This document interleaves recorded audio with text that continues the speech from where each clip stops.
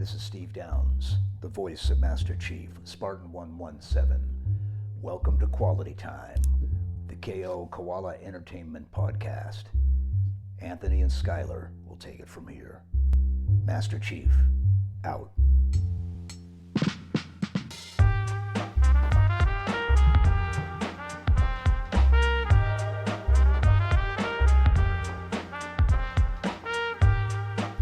Hello and welcome to Quality Time, the KO Koala Entertainment Podcast. I almost forgot the name of our podcast. I'm Skylar Sokol. I am Anthony Nicolosi. And today we have a very, very special guest. You want to give us the rundown, Anthony? Super special, Dr. Jessie Thomas. Brilliant Xbox UR Chieftess herself. I originally found out about Dr. T. Does anybody ever call you Dr. T? No. Dr. J. Dr. J. Dr. J. Dr. J, yes. Yeah. I first found out about Jessie because Jessie is the creator of the Halo Insider program, and when the 343 launched the Insider program, I was actually part of the first waves. I was in there, and they had some blogs, some development blogs, if for the community to take in, that were describing the Insider program and all of the great findings that were coming out of it. So that's where I initially found out about Jessie, and then from then on, she was a superhero. I was like, oh my gosh, we'll talk about it. We'll get into the whole discussion. And then you found out about her again when she called us out on Twitter, right? That's the second time you've had. Jessie did not call us out. Hey, Jessie, I asked for feedback as a good user researcher that I am. I'm guessing I provided, because that's how I roll. Not only did you provide, which I actually at the time took to be awesome. Yeah, that was great. Apparently it's a thing in the game industry based off of Twitter, but what's it called? The imposter syndrome that's involved with we're doing a gaming podcast, but we've never worked in the gaming industry and we're just trying to make it. So when you actually, responded back, I was like, damn, that's so cool of her. I was like, that's so nice of her. I was scared. I was terrified. Yeah, you were the first real game industry person to ever talk to us. So yeah. Oh, wow. I'm sure those can be, you've already interviewed some really cool people. Yeah, Not that I'm cool. I'm totally unbiased there, right? Anyway, before you get too far into it, do you want to introduce yourself a bit? Tell us about what you're doing, who you are, whatever else you want to say for now. Yeah. So I am Jessie Thomas. I have my PhD in neuroscience, kind of perceptual neuroscience in particular. I have been at Team Xbox for about 6.5 years now, and which is funny because it both feels like I've been here forever, and also that I'm still this tiny child who's learning how to have a job. So it's both at the same time. But yeah, I love gaming. I come from all different kinds of gaming, so I'm really into tabletop. I do a lot of D&D. I play a lot of D&D. But I've always enjoyed just play and discovering and connecting with others through kind of the joy of play. So there's a lot that kind of drew me into wanting to work at Xbox. Some of it was just kind of serendipitous. But yeah, I've been here for a while. I've worked on numerous titles. I worked on Killer Instinct. I worked on Microsoft Solitaire Collection for a while, which is a totally fascinating, different area to work in. I then kind of transitioned into working with 343 Industries, it's just an amazing studio, filled with really fascinating people, really passionate people too, who really care very deeply. And then just recently, within the last year, kind of mid-pandemic, I switched teams into the Xbox Design System team. So I'm now kind of on the platform side, which is a whole new set of challenges. So are you responsible for this great new dark theme? My team is. Oh, yes! Let's go. So yes, I work with awesome designers that are part of those things when you're seeing the colorblind filters or dark theme or a ton of new settings and accessibility features and all of these things that kind of connect our whole ecosystem. So it's not just the console. Now it's Xbox isn't just a box anymore. Right. It's this whole ecosystem of mobile apps and PC apps, and yes, still the console. Obviously, we still have a lot of love for our consoles, but Xbox is so much more. Like, gaming is everywhere now. Yeah, and it's we talked a little bit actually with Randy on the podcast about cloud gaming. I mean, the future. Yeah, Satya, I think, in the Ignite conference was just like talking, kind of alluding to the metaverse and all that stuff. I mean, Xbox going beyond the Xbox already is a thing, but yeah, you're right. I mean, it's really gonna go beyond Xbox. Oh yeah. Right on. So before we get too much, I have questions like about almost everything you said there. You mentioned the serendipitous entrance into Xbox. Can you explain that a little bit? Because your education, your PhD, and on LinkedIn you have your PhD studies. You were just talking to us about it. You investigated the functional properties of the human primary auditory cortex using fMRI. You developed new methods that provide functional maps of human auditory cortex. You also, in your profile, it's pretty obvious like that you love music. That we talk about singing with your head. So how was your tie into music by chance anything like involved with you being interested in neuroscience and like, yes? Okay. Oh yeah.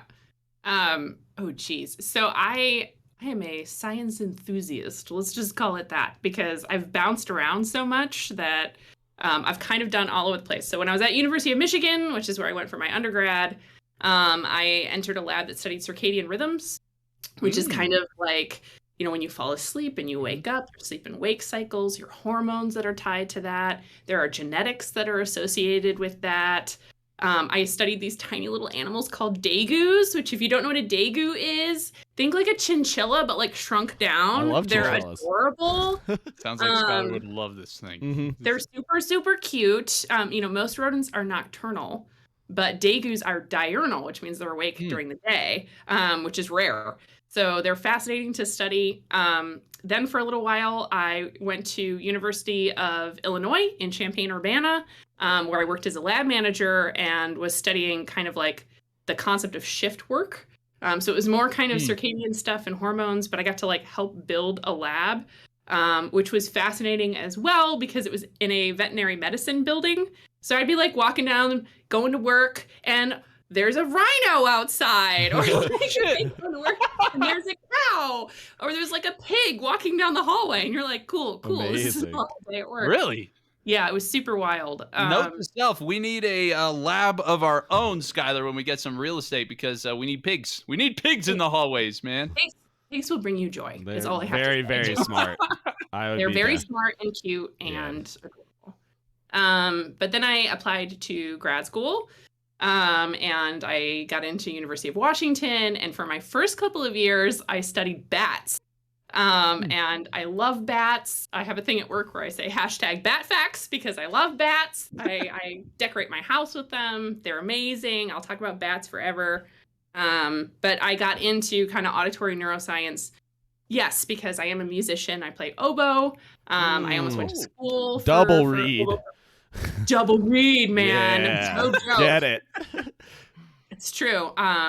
Loved it. So I've always liked music, but yeah, that led into bat stuff. And then from there, why? Because they're so auditorially, minded. I don't know if that's they have super weird brains that are like all about hearing things. So like the whole back of their brain is just for sound. It's totally different than ours. So it's fascinating to study. That's really cool. Yeah. And then I want to say something like, I had a moment where I wanted to do more human application. But real talk, I got pregnant. And it turns out when you're growing a human, it's not great to be surrounded by bats. Because they're cute, but they're not necessarily like the cleanest animal. As we have learned, have you been sad by the stigma bats have gained through the COVID pandemic? I mean, like so sad because bats are amazing, guys. They're amazing. Yeah, I could talk about bats for way too long. So that's a Okay. dangerous door to open. But we will just say we do not support the shaming of the bat name Good. via the Don't COVID bat shame. pandemic. No, we don't. Yes. Don't bat shame. So yeah, then I moved into a human lab studying visual perception and auditory perception, and they used fMRI or functional MRI, magnetic resonance imaging, so that I could look into a brain and see what it was doing over time. And then we did some encoding and decoding algorithms, which is a fancy way of like, can I tell what you were listening to when you were in the scanner? Interesting. Based on Could what you? your brain's doing. Yes.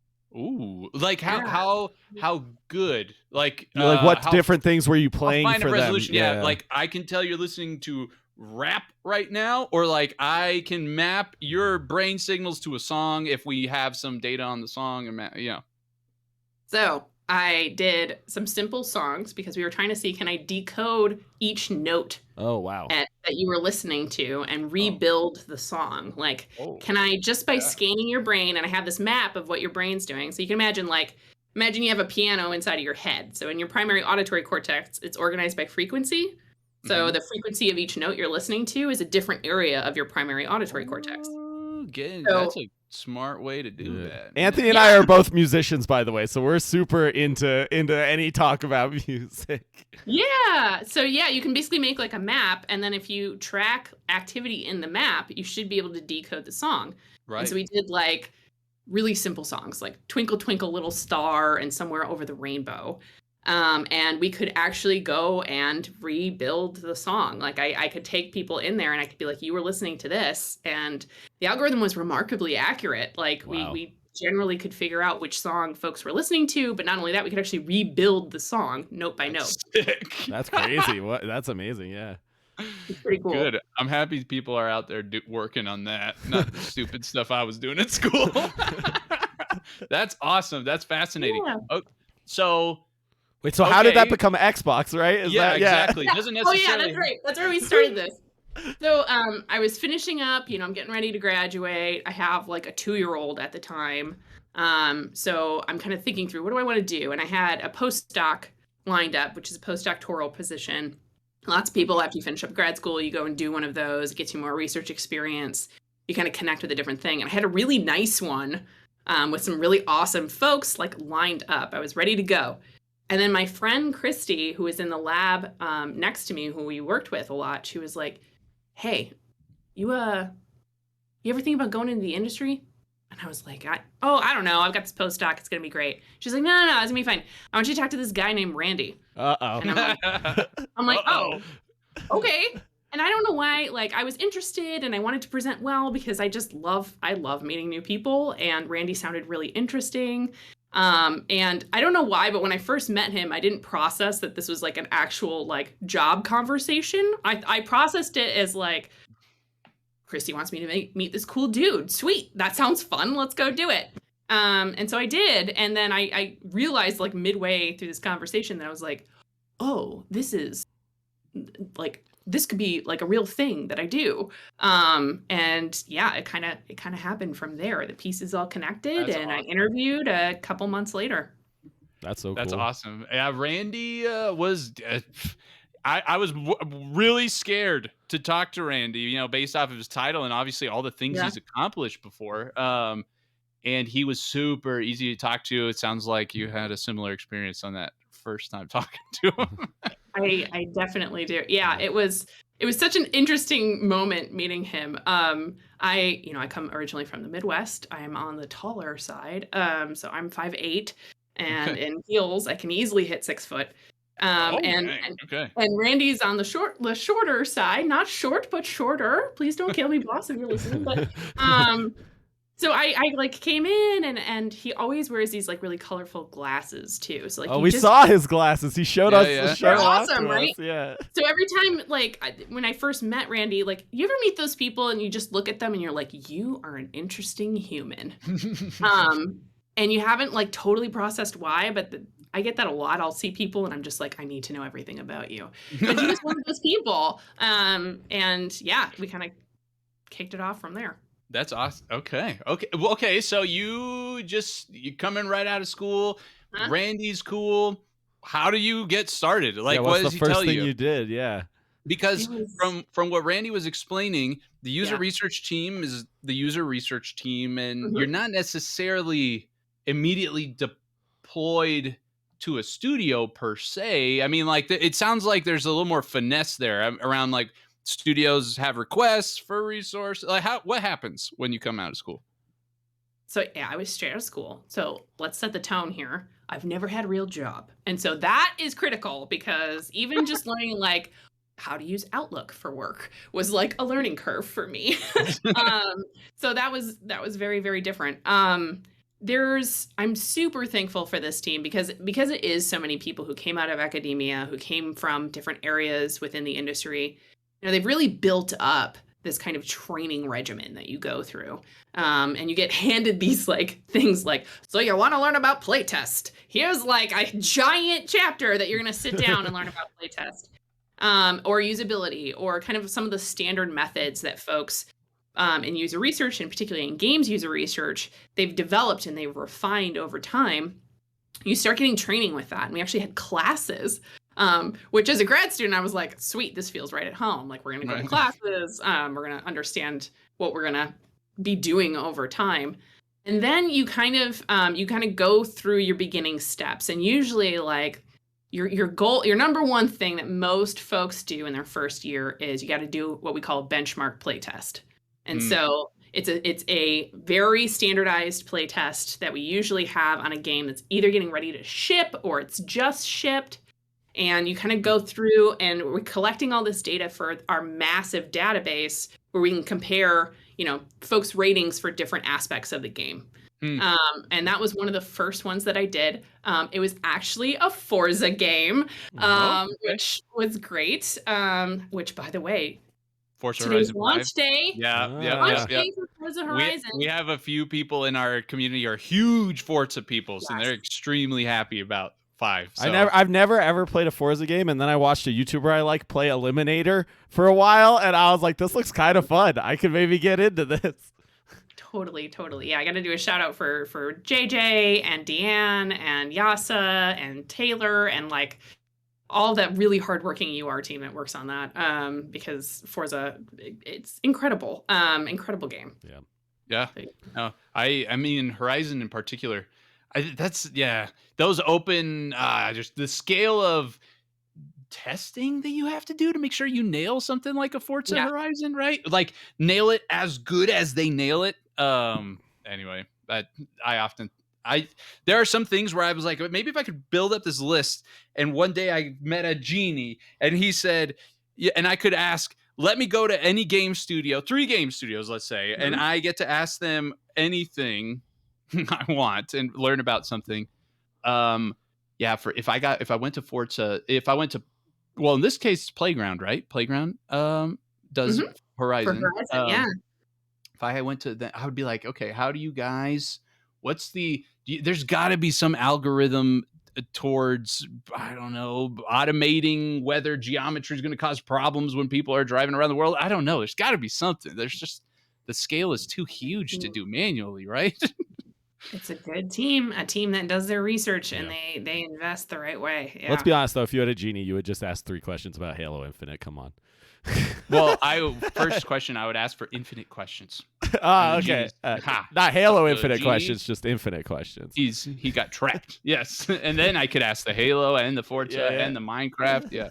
Okay, right on. So I actually am curious. How long did they give you to learn? Because we have this thing at our job where it's like people to come in and they're just like thrown into production. It's just like get in there and learn while in the middle of the fire, firefighting during the fire. Sounds like you had a bunch of resources to learn and play test within the first year. You said I don't know how. It's a mix. So like you get support and you get going, but like, you're working at Microsoft, you're working at Xbox, so like. There is expectations too, but you're supported, and I think that's the big part of it is and it still happens. There's tons of stuff I'm still learning or relearning, and because I've moved on to a different area or I focus on a different technique for a long time, and you'll go really in depth on that technique, and then I got to relearn it because either we use a new tool or we learned more insights. And so I kind of feel like I'm always still learning, and I constantly have to go back. Like if I were to run a playtest today, I'd probably have to go back and like relearn certain aspects of it and relearn various parts because, our tools have changed or our insights and our KPIs have changed. What we want to target has changed. So always learning, which I know is like the cheap answer, but it's super true. Okay. No, that's when you say technique, what does that entail? Learning a technique. Is that sort of the holistic process involved with evaluating something or? I think especially in any tech field, right?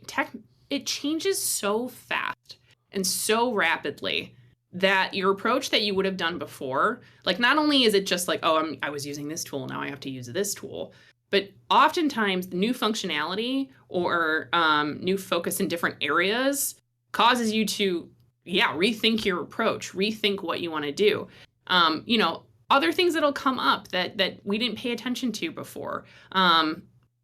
Especially, we have a lot of focus on accessibility. I can tell you when I first started, like I was not sitting down and making sure that all of my tooling was like accessible for the test. I was not paying attention to that stuff. I had to learn. I had to get awareness. I had to be taught how to do it properly. I had to make sure that I had tools that supported that. And all of that's come online kind of more recently, where now I can't imagine not thinking about my work and thinking about accessibility, right? Like they're so intertwined. And so I look back on like the work I've done my first couple of years, and I was like, oh, geez, I totally would have done this differently, or I would have paid more attention to this. So it's kind of, you're always updating and paying attention to your approach. Okay. Huh. So did this first playtest stuff, this first education, did that lead you onto Killer Instinct, or did you do other stuff first? Because I feel like the timing seems to match up if you were been there for 6 years for it to be Killer Instinct pretty early, right?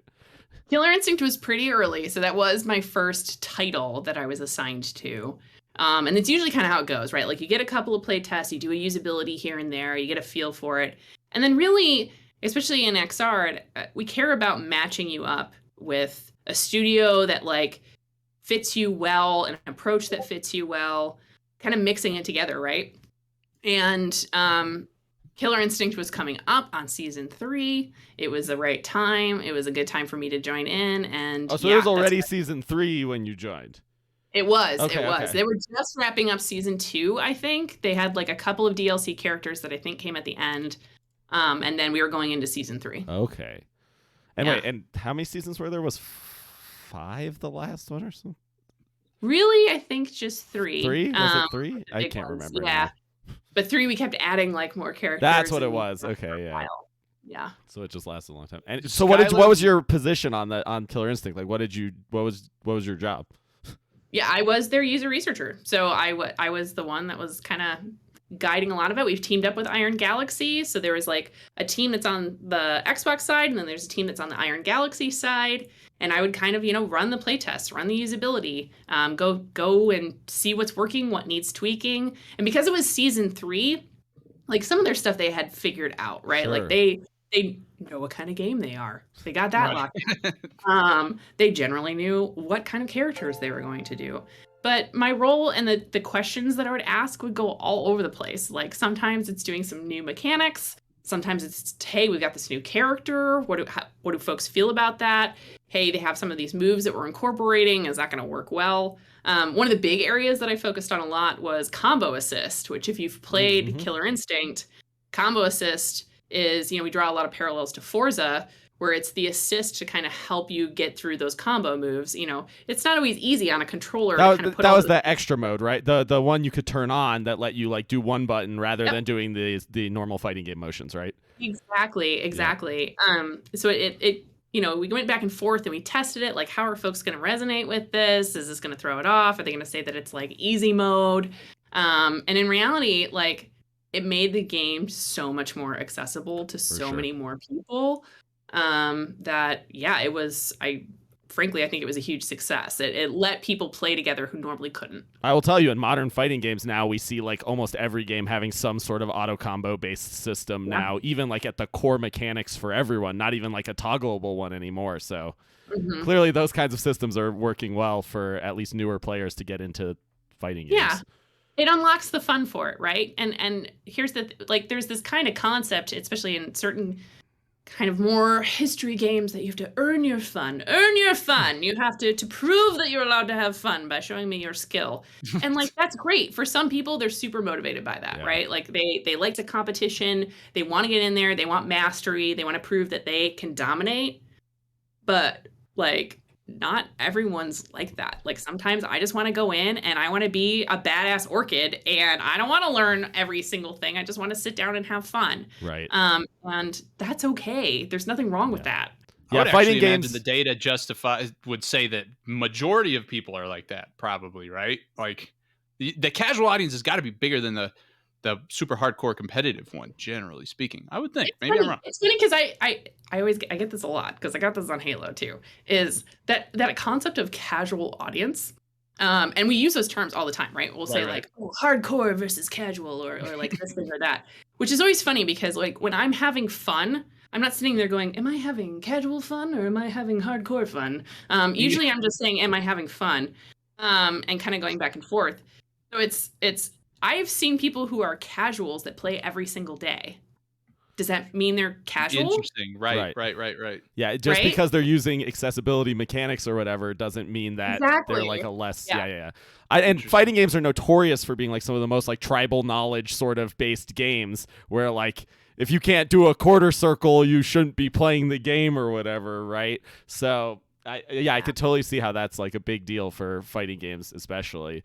And Now, on your, and we'll kind of spill into Halo on this one, Skylar. So if you want any other Killer Instinct questions, last second Killer Instinct. Yeah, do you got anything else on Killer Instinct? We might never come back. Okay. Can we just talk about like really quickly like the audio design of the Ultra combos and how that's cool and how us audio lovers think that's super sick?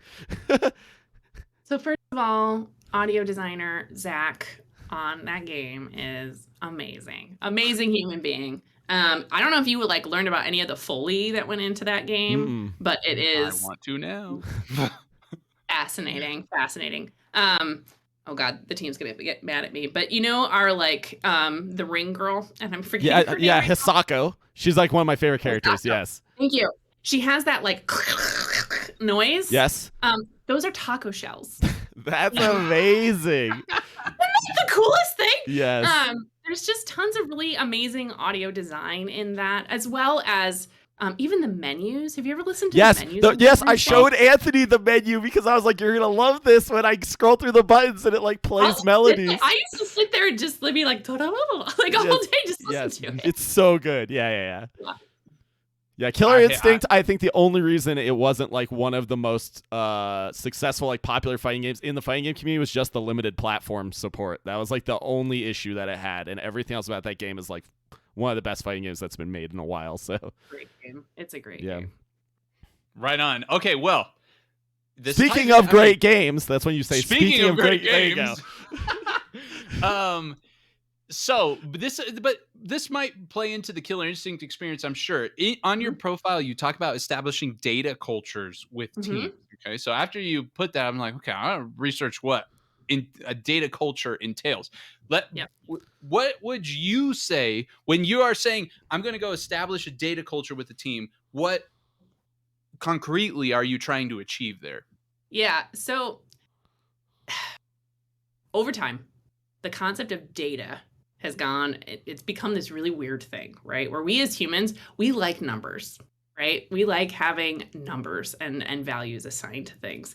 But understanding what those numbers do, what they're telling us, what they're related to, how valuable they are, like that's stuff that takes time to truly understand. You know, in grad school, and when you talk about statistics, we have this concept of effect size. And effect size basically means like, oh, I found this like significant thing. Well, that's cool, but like how powerful is that? What does it actually mean? And so you get this influx of data, and you may have heard the term like big data, and you've got a lot of folks. And if you want big data, Halo has got some big data. Like, there are a lot of people that play Halo, and there are a lot of, responses and data points and all of this stuff kind of coming in all at once. When you work in those studios, like, you have to imagine what that's like on a daily basis, just hearing all of these opinions and all of these responses and all of this data that's coming in all the time, constant. It can be really overwhelming, super overwhelming. And you often can find folks that, they have this concept of weaponizing data. And that's another thing that like all fields have too, is you want to talk about biases. Confirmation bias is a huge one there. Where you'll go and they'll find data that like, oh, well, that was my idea. And look, I found data that supports it. And that's not really how it's supposed to go. It's really supposed to go, oh, there's this data, and I think this is coming out of it. But a data culture and having healthy dialogue or healthy approach to data is that understanding what is noise and what is insight takes time. But also understanding that even what is classified as noise is still a real human on the other side. That's still someone who had a feeling, and feelings are valid. Even if like they may not be using the words that you'd expect them to use or the approach that you're expecting them to use, it doesn't mean that they didn't experience that feeling. And so you can't just necessarily shut them down either. And so a data culture is really transforming numbers and Reddit likes and posts and that overwhelming stuff into dialogue, into a concept that it's humans sharing information with each other, humans having a conversation, humans sharing their emotions, their reactions, what works well, what doesn't work well. It's that transformation. And I tend to find that taking and demystifying data and moving it into, hey, these are humans, it's so much easier. It's so much easier to have a conversation with a human than it is to look at a giant chart full of data. And so it's about bringing that there and breaking down this kind of like scary wall that can occur when you're just flooded with all that information. Go ahead, Scott. Oh, I was just gonna say, I was just reading your posts on the Halo Infinite flight blogs, the stuff you said about the like flight data, and I saw how you would, in a lot of the bullets, you would put like a human statement, like a dialogue statement to represent the data, and that like directly relates to what you're saying, I'm sure, and how you try and present data and how you try and show people like what data means is like through dialogue, and that's really cool. Yeah, it's funny because I realize that my title has been user researcher for a long time, and or UX, user experience. And it's funny because recently my title just moved to design researcher or just research. And I am, people who resonate with the UR title, I think that's great, like nothing wrong with that. But it's funny because even there's a distinction between user and human, right? Sure, and that's true. I want to help humans. I want to help people. I don't necessarily want to help a user. Right. If that makes sense. A user is like a business relationship, right? Whereas like a human is it has a deeper personal connection. Yeah. There's a huge difference between a human and a consumer or a user. Right.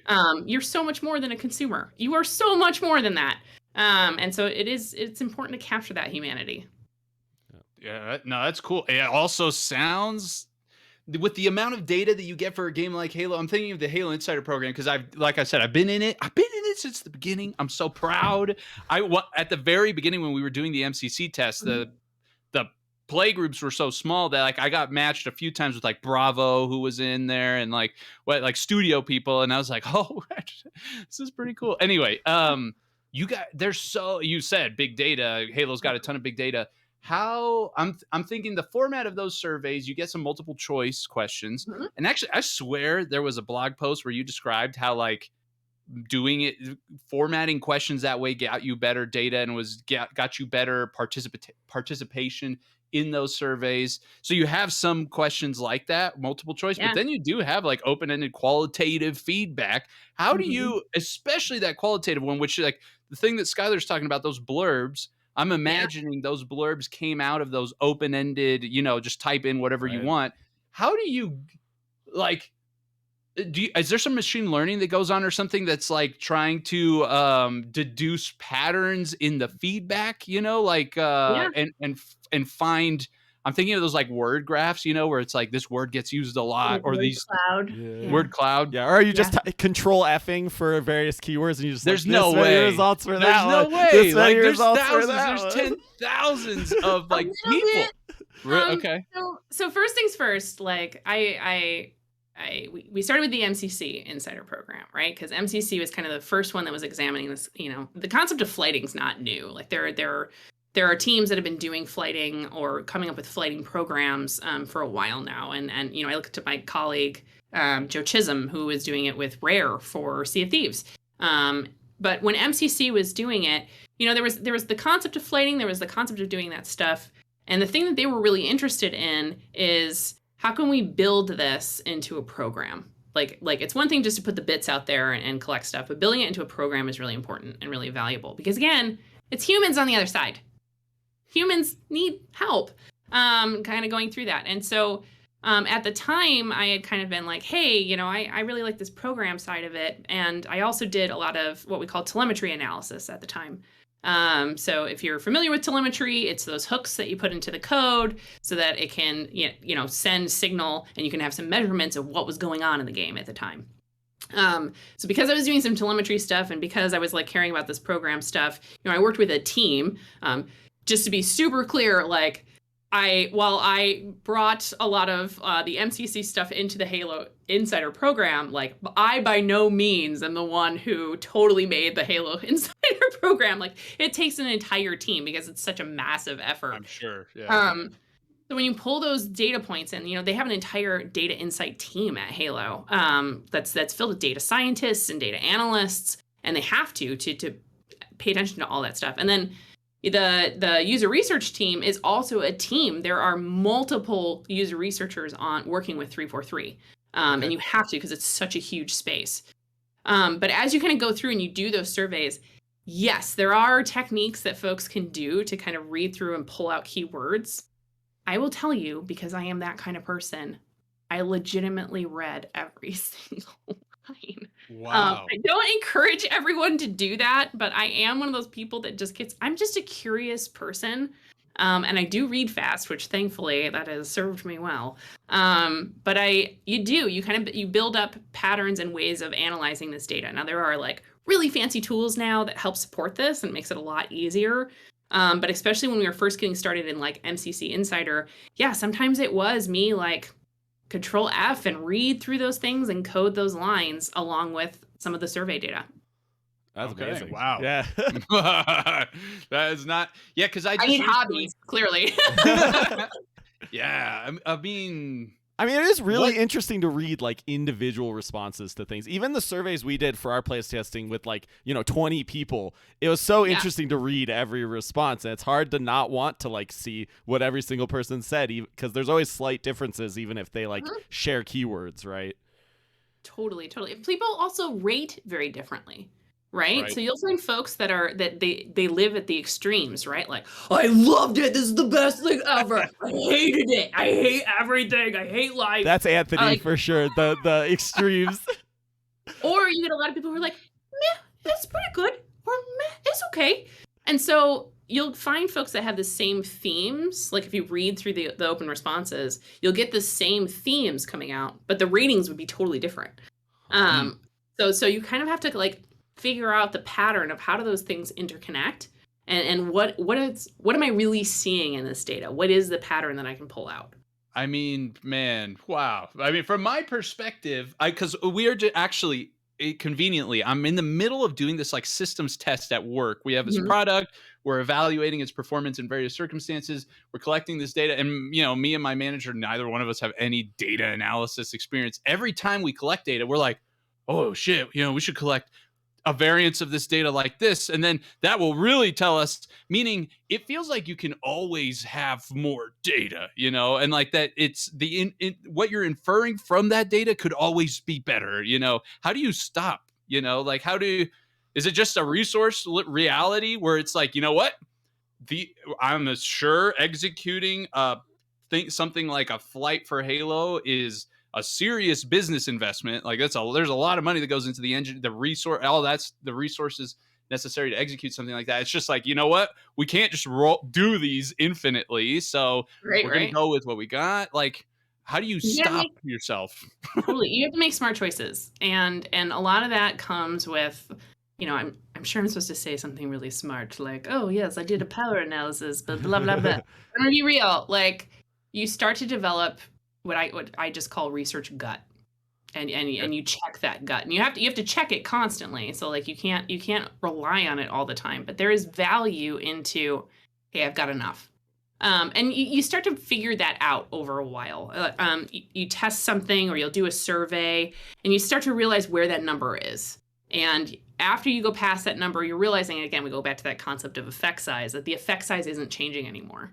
Like, I'm still, that's the insight, that's the insight, that's the insight. It's still the same. Now, you have to make sure, did I get the right audience? Because if you didn't, then like, yeah, you're going to get the same wrong answer over and over again. So make sure you check that. But you know, this is a business too. Like, those designers need that information. So I can't sit and wallow too long in that data. Like, I got to go through, I got to understand what's important. What do I think is noise? What do I think is like valuable to where they're at in production right now, to what they are currently building? What's the thing that's going to help now? And then what's the thing that I'm going to look at later? Like, hey, this is what you need right now. I'm getting some signal on some other stuff, but like, let's just focus on this. Because again, designers are humans. I know sometimes we like to forget that, and think that, developers are just code monkey robots that build happy experiences for us, but these are real humans. And in the same way that, like, I don't want to overwhelm them with, oh yes, here is a 900-page report on every single thing I possibly could find. No one's got time for that. Like, plus, no one. Do you know how scary it is? I mean, of course you guys do, because you're developers. But like, how scary it is to put something up there, and then have people be like, sit down and let me lecture you for 2 hours on every single thing I found wrong with it. That's awful. Like, that's not good for anybody.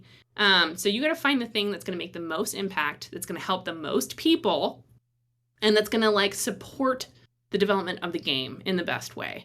So yeah, you got to make smart choices. Yeah. Okay.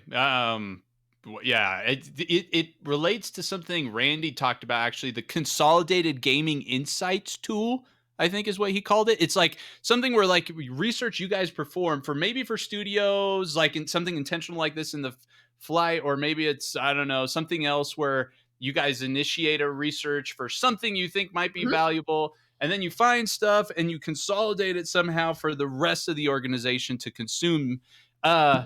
I was telling him, I feel like based off of the research PDFs I've read over the last year, that's not really I don't know many other engineers who like read research PDFs. It's just not necessarily like formatted in a way where you can easily you can really infer the right thing even out of the data without being like trained and thinking that way. How do you guys like the amount of work that it must take to synthesize the data for people who are not trained to think about it must be significant. Is it? It's a mix. So you've got folks that are, I mean, especially 343 is a super well-established studio, right? Like, they know what's up. They know how to look at a chart and how to like decipher it, and they know what they're doing. Like, they are used to this approach and going through it. But it's never an assumption that a researcher can make. And this is actually a huge beef I had with academia in general, is like, we were always wondering why why don't we have enough funding for research? Because we make it real boring. Like, I'm going to be honest, we don't really make it fun. And it can be tough, which sucks because research is fascinating. There's stuff that's in there that's super, super cool. So I tend to be at the extreme where like I want to keep things robust, but if I have to bust out a hand puppet to explain data, I will bust out a hand puppet. I will make videos. I will do dances. I will do whatever it takes. Interpretive dance, sure. Like, I've done that. I now understand why MCC got fixed. Like, I see why 343 was so successful in, because I mean, like really, really, really, when when 343 when it was Sketch and Bonnie came on, they had like this live Yes, stream, you know, we where they all were like, know that stream. yes, we are going to tackle Yeah. MCC. When it was followed by that program, I myself was just thinking like, oh yeah, I actually personally never had that many technical issues, thankfully, with MCC. But when they were doing it, I was like, oh shit, you know, yeah, this is legit. We're gonna fix this. And It's the a super talented team. So I want to be like, the developers on that team, the challenge that team has to face of, hey, NBD, but like, could you take a game that was developed like a while ago and now make it applicable on all platforms, and it has to feel good, and it has to feel like it's modern but not too modern because it's still got to feel retro, but could you make it look nice but not too nice because that takes me out of the experience? Like, a lot of that credit has to go to them, like most of it, because it's not just the fact that they were open to feedback, but they embraced it entirely. Like they thrived on it, and they really just put their heads together and made just a credible approach to fixing that game, but like updating Yeah. it, putting in the things that they needed to do. So yeah, I it takes a talented team that is ready to consume that data, that is hungry for it, that wants to make those changes, and they did. Yeah, the results kind of read. I was curious. I think you answered this. I was curious as if you felt that 343 sort of had a data culture already kind of chugging before the Insider program started, or if that was sort of the start of it. But based off of what you're saying, it sounds like the Insider program, like you said, put some structure around what they had, but they were very much already of the mindset of I don't know, taking actions off of insights from data and all They that. totally they have a huge, I mean, Xbox Research and Halo have been together since day one, since the Bungie days. Like they have been connected. Randy goes OG, man. Like it's the way that it is. So they have embraced that culture for a long time. I think the difference is a lot of the times that was in the labs. It was here. Mhm. It was in our building. It was with closed doors. It was protected. It was safe. And a lot of these big franchises that have gone on for years, like the need to keep things locked down and protected and develop, behind the glass, like keep it back Mhm. here, is kind of the standard way of doing stuff. What flighting programs do, and the shift of that is, actually, we're going to start talking to you about what we're doing. Like think back to prior Halo releases. Right. You may have had a beta moment, you may have had something like that, but the conversations were a little bit different. And MCC was the team that wanted to embrace that. Like they leaned in and they were like, you know what? The game's been out there. Like we can already have conversations with our audience. We were already having conversations with these folks. Why not try an approach where we're kind of like co-developing with them, right? Like they're in lockstep with us. They're having those conversations. And that's where it started. But that's scary. That is super, super scary to put yourself out there like that, to say like, hey, we're going to open this door and we're going to let you see what's going on. And that team went all in. They went all in. They were like, we're going to show you the development blogs. We're going to update our progress. We're going to tell you what's working. We're going to tell you what's not working. Do you know how scary that is, to come in and be brave enough to say, hey, this isn't working? That's really, really tough. But the funny thing is once you, again, bring that human element to it, Mm-hmm. not as scary. Humans are not as scary when you just have conversations with them. Yeah. When and they're that not was the just like shift. a mob of Reddit users who are there to Yeah. tell you that, like, yeah, exactly. Exactly. Yeah, I think the community team. I think that it was around the time Sketch started. I mean, the community team just navigated that so well. You know, I Yeah. mean, they continue to. I have a lot of respect for the 343 community team. I think they do a really great job. So yeah.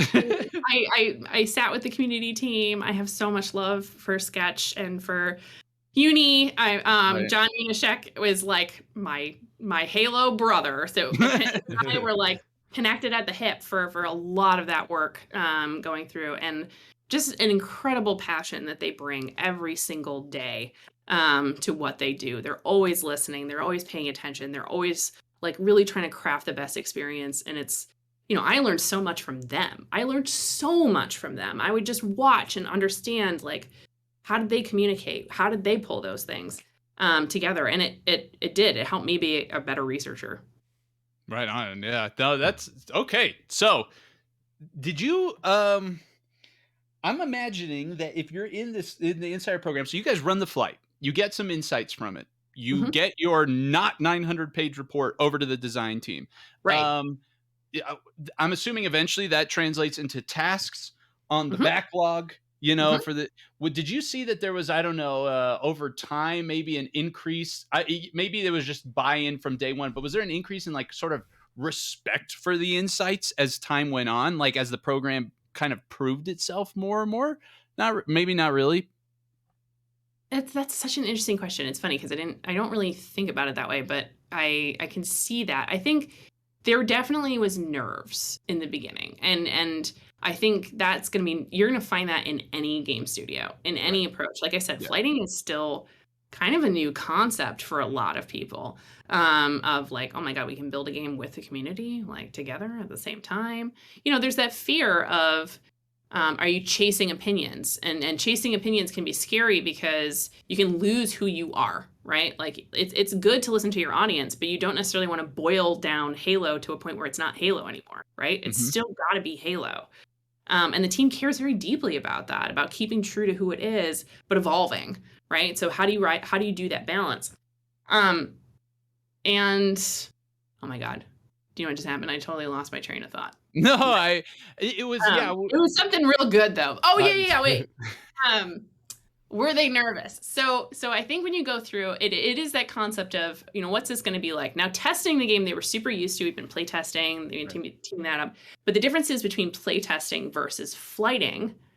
How would that work? How would they connect? How would they speak to each other? And so I think over time, it took a while to understand what are the benefits of that process, and collecting data that way. and I think there's an amount of like them becoming comfortable and trusting your team and the like. Yeah. You said, I mean, if you got puppets in there and you're doing stuff, I mean, I think your perspective, I don't, where you feel, in being assimilated into the team probably was pretty easy. We were talking to Randy. He was saying like nobody wants you shoving your PhD in their face, and No. saying like you got to do things this way. Puppets sounds like that is definitely not happening, and thus makes it, I don't know, like you said, makes it more human. Like if I'm an engineer, I'm just thinking if I'm a software engineer and I have we're prioritizing the backlog for what I'm going to work next sprint, and you Yeah. get these stories in from user research, right? If you don't like user research, they're arrogant, on top of the chasing trends problem, you have like you have a team, what's the intention of the team? Like, do they get Halo and all of this stuff? Yeah. That I don't know. So that whole, yeah, as it went on, you think probably the nerves kind of died down a little bit. The intention became clear for it. You need to set up a relationship with the people you work with. Like no matter what your field is. If you're a researcher, if you're coming in having that conversation. And I'll be honest, I had a lot of imposter syndrome, like hardcore, because I had played Halo obviously, but I was not the like, oh my god, I live and breathe for every aspect of Halo. And meaning like when I first found out, they're like, so my manager came to me, Dan, at the time, and he was like, so we're gonna move you to 343. And I was like, oh crap. I was extremely excited. This was Halo Wars 2 is actually the first game that Oh, I okay. worked on with them. Really? But it's super like it's this beloved franchise. It's known so deeply. And then you come in and you're like, oh, it's not just, by the way, this first person shooter game. It's a collection. And by the way, we have a strategy game and it's a whole franchise and there's books and there's lore and there's like, imagine basically walking in and being like, so you're gonna be the researcher for Star Wars, ready, go. Wait, what? It can be super overwhelming. So you got to take the time to really like invest in the franchise. You have to sit down. Like I started getting all the books and going through that, which is funny because Joseph Stanton worked like down the hall. So I'm like walking around with the book he wrote and I'm just feeling how that went. But they were super welcoming and really supportive through that process. But I had imposter syndrome, and yeah, I had some of those normal fears of, I gotta be honest, I'm a woman. And I was scared. I was scared of, hey, like, less so on the studio side, but more so like if the community finds out that I'm the researcher, like how's that gonna go? I don't know. And there were like real talk, there were some bumps in the beginning of, I had a lot of people kind of calling me out. I had people, they would look up my gamer tag, which is, I have multiple gamer tags for different reasons, but they'd look it up and they'd be like, oh, is she qualified to be the Halo researcher? And that was scary. Yeah. It was scary at the time. But the other side of that too is any researcher or anyone who's passionate about what they're gonna spend the time, they're gonna connect with the people they need to connect with, and they're gonna get up to speed. And I had a ton of help. So I got there, I was well supported, the team was amazing, and then you just kind of fall into it. So it was easy to start making some of those relationships. Did I have bumps along the way? Absolutely. Like, I remember I walked in on like my second day, I was like, oh, I'm gonna look professional. I got this fancy dress on, I'm in full makeup, I got heels on, what? And I walk in and everyone's like, they had just finished in the playtest labs, they had just gone through, they all know each other, they're wearing t-shirts, and like, they're very comfortable with each other. It was much more of a family atmosphere than when I walked in all professional. And like day 2, I was like, give me some black t-shirts, let's go. Like, I'm gonna need that to be like comfortable for me. But yeah, I had to learn. Right on. Okay. So you is there a notion of like, is there like data dogma that maybe happens in some of these studios? So like, for example, in Halo, where it's like, we have an insider program, and people who participate in the insider program are more Halo fans than the Reddit people. Like, is there, how, you know what I mean? How do you, it's one thing if the insiders are telling you something. I'm sure it's another thing if the Reddit crowd is telling you something, if Twitter crowd is telling you something, and then there's the whole context of, or like, for example, like YouTube does how synonymous to the team, for example, are like content creator audiences, right? So like if a lore channel posts something, that 343, just some story update, and the lore channel posts it and gets great, reception, does the studio, how much does that translate to the studio coming away with, we're doing good by the lore community? You know what I mean? Yeah, and this applies to literally any studio. So it's not necessarily a 343 thing. It's all studios have this. Right. It is helpful to have a community team, a data science team, and a research team, as well as a marketing team, that all are used to what those signals look like, right? So that kind of interdisciplinary approach helps you understand the strength of signal going in one way or another. And every game audience is different. There are certain games that like that Reddit audience like represents a huge portion of their people. Right. There's other games where like, it's the same 5 people saying the same thing over and over again. So like that's going to be different too. Again, those professionals, you learn to understand what that lens is, right? Like you learn, let's take YouTubers, for example, right? Because they're doing 2 things. They're offering their feedback, they're offering their insights, but they're also trying to entertain and be interesting, of course, right? Like that's the thing they're trying to do. And there's nothing wrong with that. But I, as a researcher, need to pay attention to, okay, here's what they're saying. Here's the lens that they currently are applying, and I need to pay attention to that. So oftentimes what you do is you use multiple sources, you combine insights from lots of different fields, and together you can start to see that story. You can see the system and the pattern that's going across. But it takes a team. It takes a lot of people working together. Go ahead. I'm curious. So one thing relating to this like whole synthesizing feedback from different communities and what that looks like. One issue that I've seen like a lot of public discourse on, and I noticed in your Halo Info blogs you talked about, you don't have to talk about how it relates to Halo Infinite in any way, but it's something we've talked about on the podcast before that I think is a very controversial topic, is skill-based matchmaking. And I know this is sort of like bringing us. Are you gonna get me in trouble with Menke because? No, I love skill-based matchmaking. I think anyone who thinks it's bad is not thinking doesn't have the right perspective on matchmaking. Matchmaking algorithms in general and like competitive multiplayer matchmaking is really interesting to me. And so I'm just curious like what your thoughts on skill-based matchmaking are and like the research you've done on it. Like does that, because like the loud people in the community are like, we hate skill-based matchmaking because we want to like stomp our matches or whatever. At least a lot of people were, like, when they added it to Fortnite or whatever. So like I'm just curious, because a lot of your feedback, at least for Halo Infinite, was we want skill-based matchmaking because it makes matches better. So like, I don't know, what's your opinion on skill-based matchmaking and how that has like evolved from like a research perspective? Here's the thing with skill-based matchmaking. It's real fun when you win. Real not fun when you don't. And really that's what it comes down to. What's my job as a researcher? It's to help identify areas that are blocking fun and maximize fun for the most people as possible. Right. That's what we care about.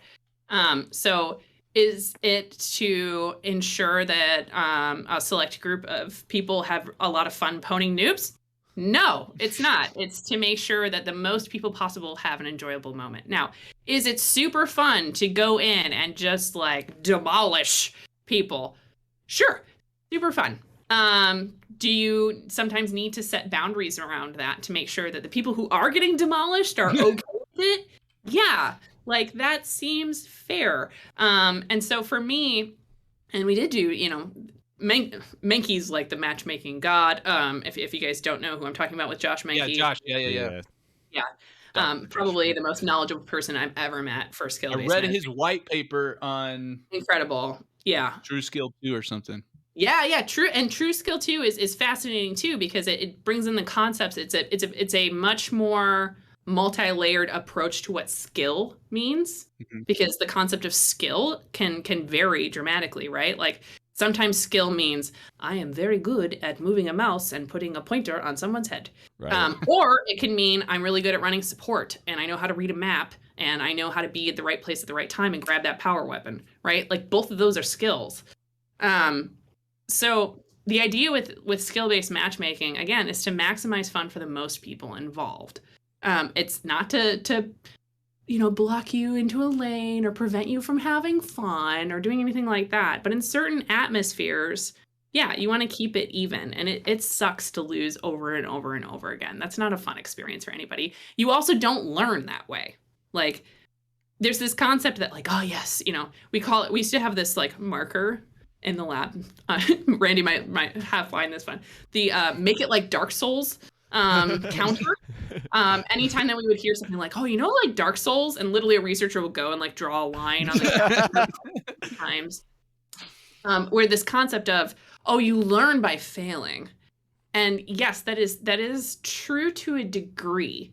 But it doesn't mean that you're going to learn by constantly getting beat up over and over again. That's not how a person learns. They learn by seeing a mistake and knowing how to fix it.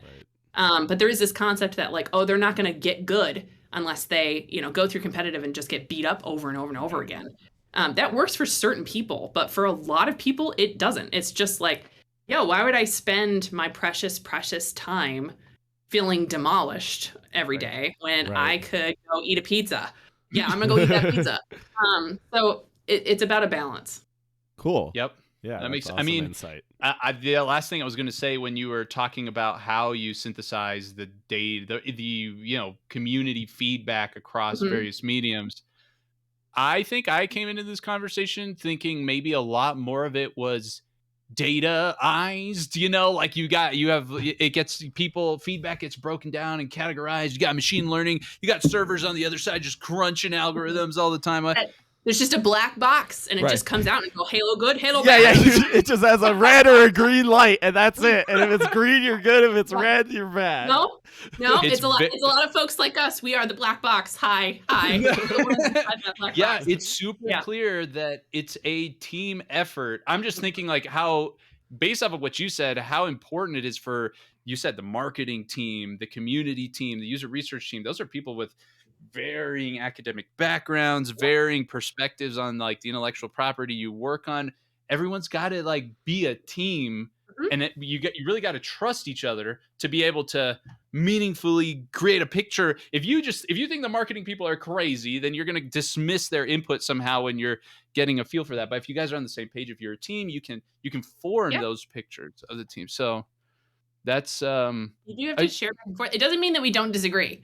So like that's normal. Like you have to sit down and kind of sift through and be like, oh, I'm seeing this. Well, I'm seeing this.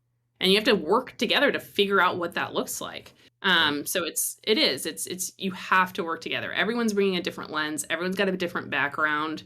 And you have to take the time to push yourself back. And that is a mistake that I'll see people who are new to the industry make, is they're like, oh, this is the way to do it.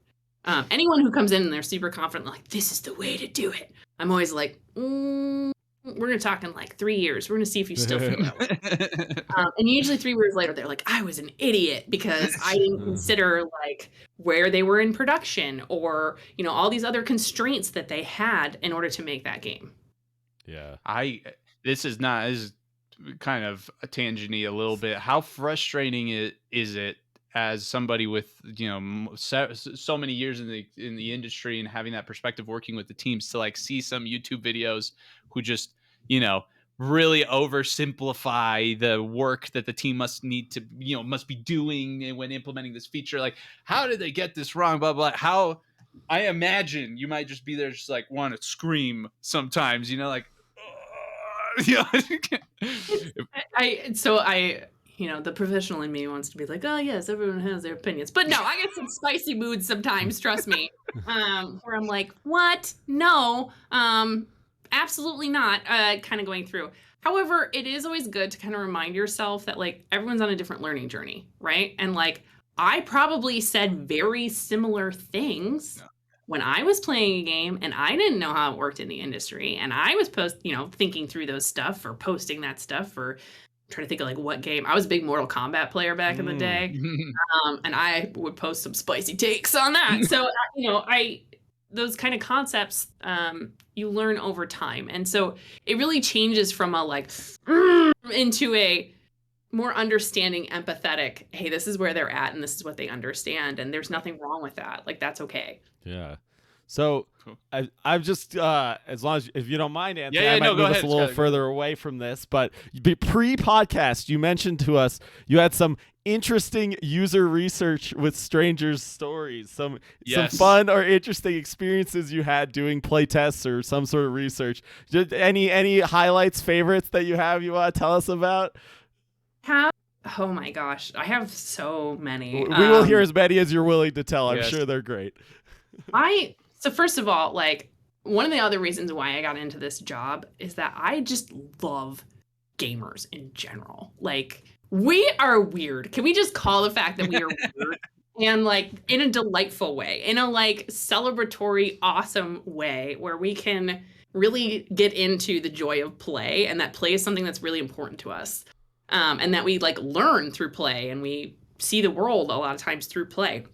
And so you'd meet these people at conventions or at, in a study or in one thing or another. And I just, every time, again, going back to like when I met Randy, is I'd find these people and I'm like, you are fascinating. And I just want to sit and watch you, like whatever you want to talk about, like, let's go. I remember I was testing a game, and some of this stuff I'm going to have to like talk that way, but I was testing a game and the experience was so frustrating as they were going through it. And it was a super early build. It was really early in the process. We were testing a game, and, we have labs here, and some of our labs look like living rooms. Like, it's intended. Okay. We want folks to feel comfortable. We want to see kind of what it's like when you're at home. So this is before flighting. It's before that kind of stuff. And he got so comfortable. I think he forgot that he was in the lab. And he was really struggling with like trying to do this one move, and ended up throwing the controller across the lab. And this was like my first or second year, and I was like, oh shit. But it was two reactions, right? At first it was like, oh shit, this is bad. And the other part was like, but as a researcher, that's gold. Like, that's the clip. You're like, perfect. Yeah, right. Yeah, bring that to the directors, show them that clip, be like, give us money to fix this. Right. So it's a flip between the two. I had experiences like that. Some of my favorite ones came from Halo Outpost. Which if you guys are familiar with Outpost, it was kind of like it was a traveling show. It was put together with a lot of love. Did you go? I did. Oh, I didn't get to go. It was oh god, it was really, really great. But probably one of my favorite things is you're seeing all these families. And so you're seeing a lot of like kids that are going with their parents, and those kids are just discovering Halo. and then they're going with their parents, and like being able to see those interactions was super fun. Some of the cosplay is unreal. Like, Yeah, I've seen some the level. pictures. Oh my, it's insane. The amount of detail and like love that goes into that was also really, really great. I'm trying to think of some of my other like crazy stories. I will say, not to interrupt while you think, but there is You someone can. named OMG Ricky42 in the chat who says he works with you. And I don't know who it is. Ricky? But Is he it says he Ricky- works Ricky with said? you. And he Yeah, says and that you had a whole that you had a whole meeting bats. about bats. Probably that's something that I would do. I do love bats, so yes. So you'll have to sleuth who that is. I don't know who it is, but there you go. OMG Ricky, let us know. Maybe OMG doesn't want to. I can't see the chat, Ricky, but hi, buddy. We'll convey it to you. Don't worry. Yeah. Anyway, any next user research search story. Let's go. I had someone fall asleep. during the Like game, mid-game playing. while they were playing. Like for what it's worth, I fall asleep pretty regularly to Minecraft. Like if I am playing Minecraft, it is so freaking such a mood that I will it's really relaxing, but I don't think I've fallen asleep to any other game. Were they like playtesting for a really long time? Was it like hours or No. You know, I think it was, sometimes the labs, first of all, the couches in the labs are like A+. Like they're like these like really soft leather couches, and we've got this like ambient lighting and it's warm. And I was just like, this dude just needed a nap. Like maybe that's just how it went. But again, I think this was in my first year, and I distinctly remember being like, what do I do? One, is this a valid data point? Like, should I write down player fell asleep? Right. Is this guy okay? Like, do I go check on him? What do I do in this scenario? Randy, what do we do? Randy. Do I poke him? Like, what? Are you okay? And I eventually I did I think I did some really awkward. I got on the microphone and I was like, and he popped awake. And then we continued with the test. But yeah, that was another A+ moment in user research. That's How do I amazing. get these jobs where I get to go fall asleep in the Xbox research lab? There That's you go, awesome. on the couch. I will do that gladly anytime. Yes. You let me know, Jesse, when you need a sleeper. I'm on my way. I'm taking A sleeper or a controller thrower. Anthony could be either of those. Very good. You know, I Ends. play bumper jumper, and on Halo 5, especially with all the chain mechanics, I went through 3 elite controllers. I got some warranties, so I technically only paid for 2, but ooh yeah, Anthony hammers on those bumpers. I really hit those bumpers tough. Yes. Okay, Skyler, you got that question? Yeah, I'm good. Go ahead, lead us down a new path. And all the rest of my questions are locked and loaded for the fun section. So, I think we can start getting fun. I mean, there's since the rest of this has been really serious and unfun. Yeah, now we can have fun. Really? Do you feel like falling asleep? I did want to ask 2 at least questions about that are still kind of work related. Right, give us those, and then we'll go. Full fun. And then we'll go fun. So at KO Koala, we have this notion of intrinsic motivation factor, IMF. So when Anthony coined term, he doesn't take credit for it, but he coined the term. I use it all the time now. It's very good. Yeah, cool. Because we work full-time jobs, and then we work our game studio stuff part-time with the hopes of eventually supplanting whatever. So IMF is super important for us because what we have deduced is, especially when we have tasks where it's kind of open-ended, there's a lot of investigation related and maybe new technology that we need to learn to do it. The lower our IMF is on a task like that, very often the data shows we are usually take longer to get that done. We usually need to pair program more to get it done. When our IMF is higher, we get it done faster. But so IMF is something we pay a lot of attention to, and we're always talking about it. I'm curious, in your job, is there something that you would say is really high IMF for you? You just love the presentation of the data insights. You're intrinsic motivation to do this task. You'll always do it. It always brings you energy. It's not a draining thing. Yeah. Ooh. There's a lot, honestly. It varies back and forth. I'd say this is falling into the ballpark of one of my favorite things. Which is connecting with other people and talking and sharing insights and doing that thing. I have this I'm taking this kind of class right now that's kind of a visioning class. Like, where do you want to take yourself? Where do you want to take your career? What do you want to do? Where do you want to go forward? And my like dream, if I had a dream path for myself, would be I want to be the Miss Frizzle of Xbox. Hey. You're on the way. And I think you're on the way. Yeah. That's like, oh my God. Like if I could create a creative learning space where people could come in and explore and figure out the things they need in order to like unlock a new aspect of the game or unlock a new UX thing or, you know, understand things like accessibility or globalization or a new culture or a new approach to something. If I could create an atmosphere where folks could come in and do that, I would do that every single day. Every single day. My favorite thing is to kind of host and protect an environment where people feel like they can do creative learning. And a lot of times in the industry, it's really hard to carve that space out. It's hard. You have deadlines, you have tasks, you have stuff you have to get done. And that's great, but we work on games and you need to have some fun. And I think creative learning and discovering a new thing, that's how you make cool new shit.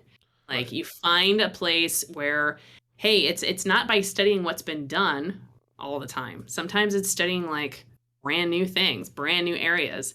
And that kind of creative exploration, that's my jam. Like that what's gaming 2025? What's gaming 2036? Is it even going to be called gaming at that point? Like maybe it's something completely different. Maybe it's just life. I don't know. It's that kind of stuff of how can I create things that pull together from other places and help others learn and discover that. That's my like I will pick up the work for that every single time. What does that manifest as right now? Like I'm thinking like 10 years in the future, I'm thinking like, oh, I just finally heard maybe the best use of the metaverse yet, you know, like God. I hope that term stops being used like a week from now. We'll work on a better name, Skylar, don't worry. You. But like, you know, how do you do that now? Is it, for example, I'm thinking you were talking, you kind of reminded me of the Academy in Halo Infinite. So there's like this space where people can like learn and just do stuff. I mean, there's not as much, maybe it's not like Forge, like where you're just like making stuff, but yeah, I don't know. Yeah. Does that manifest in your current job? Yeah. It does. So we just, on my new team, on the Xbox design system team, we just had a workshop, and the workshop was kind of going through and presenting stuff that we had worked on, but I gave a talk on systems thinking. And not how it's tied to a game, not how it's tied to UX, just straight up, let's talk about systems thinking. I would love to hear that talk because I tried to do research and I couldn't find anything good. Look up the book, Intro to Systems Thinking by Donella Meadows. It's incredible. She's an incredible human being. I get to my notes for Anthony. Like, it's so good. It's so good.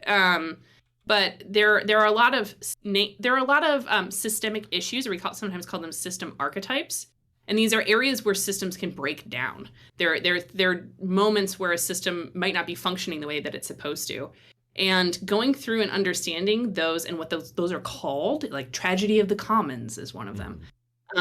Policy resistance is another one. Helps you kind of talk and have conversations about the system together. It's about taking those mental models and being able to share them and have conversations about them. And that's obviously, you know, I work on a design system. So it's good to have those conversations, but also just Xbox is a ecosystem of products and it's all just systems, right? But building up that kind of systems thinking vocabulary and terminology can help us have new kinds of conversations, ones that we couldn't have necessarily without, you know, putting a name to it and being able to refer to it. No, yeah, sure, absolutely. Okay. Cool. Yeah. Got a new book to add to the list. I know. It's got a slinky on the cover. I mean, who doesn't love that? Very nice. Okay. Not a puppet, but we'll take a slinky. Not a puppet. Yes. Yeah, okay. Now, conversely, what is your lowest IMF task? So something that gets put in front of you, you're like, damn it, like, Randy, I'm not doing this, you know? Like, if there was one You're thing gonna be in trouble, man. He's gonna like watch this. No, really, what's gonna happen is next week he's gonna come and be like, "Can you do this thing like a bunch?" Because you let me know. I'll tell Randy. Don't ever make Jessie do this again. She hates it, Randy. Hate it. As you guys probably have gleaned, I'm a bit of a talker. So I like to communicate by talking. I don't necessarily like writing, which is funny. So if I could storytell just by, and I do this, like maybe I'll record myself, or I'll make a PowerPoint presentation, or I'll find another way of communicating the concept that's not necessarily just writing. And there are some researchers on our team who are just incredible writers. Like they can put things together, and they'll write these reports that are they're gorgeous. They have tons of depth to them, perspective, and they're beautiful. Whereas I'm the like, yo, but could I just have a conversation with the guy? I can't. Like that's my approach is I'm not great at typing. I'm kind of dyslexic. And that can make writing really long. So I have to sit down and write. I am like the queen of typos. Like when I tweet something, when I'm on Jessibirdie and I tweet something, I have to like reread it like multiple times to be like, how many typos did I put in there? Did that even make sense? And check it, because it's a challenge. I love stories and I like crafting stories, but sitting down and like, if I have to write like a really white paper, like even hearing the word white paper makes me like, what about a video? No. Okay. Yeah. Cool. I can feel that a little bit. Yeah, Anthony, whenever he makes documentation for anything he makes for our studio, like anything he codes, he always records a video walkthrough. And I'm like, I want to read documentation. He's like, no, here's a video. Now, I'm like, all right. I do love documentation, though. So, like, that's the thing. And in fact, I'm kind of overseeing documentation for some of the design system stuff. It's good to write down your ideas. But, like, having big, long reports, that's where it's true. I try to avoid it. No, I mean, Scott, I hate like documenting. People are going to be like, it could make some judgments on this, but like, I hate documenting our code, like creating like actual documents of the design thing. It's like, here's some high level, notions of the architecture, the code, flows. Don't make me write this damn thing, like. That's how you pass on knowledge. Yeah, 100%. It's good. Yeah. And I also asked because Randy said that researchers liked going fast on his team, and they hated like synthesizing the data for the consolidated gaming insights tool and typing up that report and all that stuff. So it sounds like that's I'm definitely one of those people he's referring to. To your point, man, if I was an engineer with an access to that data, I wouldn't like even do work. I would just read your guys' report insights. Like, Skylar, you hear this shit? The research team just captured this insights about the A button, man. People spam the shit out of that thing, Very cool. Okay, so we got that down. All right. Skylar, fun time. Yeah. So first fun question, organic question from your statements at the beginning of the podcast. Favorite D&D class and subclass? Oh, okay. I go between two. And they are like two very different. Are we 5e here? We're playing 5e, I'm assuming. 5e, okay, for sure. I go between two. I like me some rogues. Okay. I like the sneaky. And then I play bards. Because those two are just super entertaining for me. I'm not great at playing like a tanky barbarian. I'm not good at I tend to not be like the paladin. Most of the times, the people that I'm actually in a campaign with some of my very close friends that we've been playing all sorts of stuff. I sometimes get called the Chaos Queen because, again, I like a good story and I like to kind of mix it up a little bit. And I play true to character, which means like I don't try and meta. I pretty much am like, what would they do in this moment? Oh, they would pull this lever and a giant airship would shoot out of the thing and maybe we'll all die. Yep, that's what my character would do. Okay, Here we go. And bards and rogues tend to play well into that. They're good for that. Yeah, that's so funny you mentioned that. I like chaos is like my favorite thing in D&D as well. I was so hyped when they added. Are you familiar with the wild magic barbarian? Like wild magic? So there was wild magic sorcerer, and then they added the barbarian. I was like, this is amazing. I just want random stuff to happen to me at any time, and I don't want to have any control over it. Yeah, I love it. That's awesome. Okay, great. That's amazing. Anthony, you got one for us before I've got like a million always. So. Well, actually, I was going to have. So when we I think we alluded to it earlier in the podcast. When we first reached out to you, it was because we did these episodes, these quality time episodes, where we would read a list of cognitive biases. First, we would just based off of the name guess what they were. Yeah. Then after that, we would read the definition from Wikipedia, and then we'd be like, okay, so based off of that description, like a one sentence description, we're going to infer that maybe it would impact game design this way, and we would say whatever. But and then when we reached out, I messaged you on Twitter and asked for your feedback. You replied in a super professional way of just like, maybe you should have a neuroscience break down the effect of the cognitive bias first. And thus we have never done an episode like that again, because I was like, I don't want bullshit, I don't want to just like, no, I don't want to it's make good. shit up. Anthony has many radios going in his brain at any time, so short definitions make us go on major tangents, and then we just, So, I love it. But we thought it would maybe be fun to like try one of these. Now that we have a neuroscientist on the podcast. So you did break down for us earlier before the podcast that you're more of a experiments testing more than like I don't know, psychology focused. Psychology, okay. Yeah, I am. I'm so like there's neuroscience and then there's psychology. And I'm trained in neuroscience, which means I did like your organic chemistry, your physics classes, your biology classes, I took a lot of math, that kind of stuff, which is different than psychology. They are obviously related; they're kind of connected, but the level and approach is different from when you go through. So, like, I work with some amazing psychologists who'll be like, "Oh, yes, are you familiar with this theory of social affect, or are you familiar with this?" And I'll be like, "No, smart person, please tell me." Because but I can tell you that when your brain hears boops, it does this. So, like, that's my side of it. So do you have a cognitive bias that you are interested in, or maybe just some way the human brain acts that's like weird or instinctual that you think is really interesting? It doesn't have to be like an official cognitive bias. Yeah, I will go back to that one that we talked about before, which is confirmation bias, because I think that is one that we encounter every single day. Every single day we have confirmation bias, and we live in that world, right? Like, we constantly forget that our reality is being created inside of our heads, and that's important to remember, right? Like, it is hard. We kind of look around and we're like, no, this is what happened, and it's like, I understand that that's what you perceived as having happened, but you don't actually know that happened, right? Like, I don't mean to get all like matrixy. No, we love this shit. Anthony and I talk about this kind of stuff all the time in private. But this is super true. Like, if you think about, a good way to think about this is with like visual illusions or auditory illusions. And there's illusions where you're like, what? This is totally happening. And you're like, no, it's not at all. And there's a ton of those that folks can use and reference.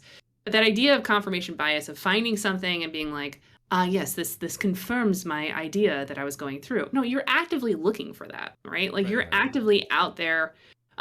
Red car syndrome, right? You see a red car, suddenly you're seeing red cars all over the place. Oh my gosh, this is actually happening to me right now. It's this like type of new paint or something they're putting on cars that's like less glossy, and my wife's telling me, oh, they're doing it more often. I'm like, I swear this has got to be some bias that we're seeing it all the time now. It's probably tied to it, right? So, like, at some point, if we want to get, all right, you guys want to get neuroscience-y? We'll do neuroscience-y. Okay. At some point, you made an observation, and your higher functioning went through and was like, that is an interesting observation.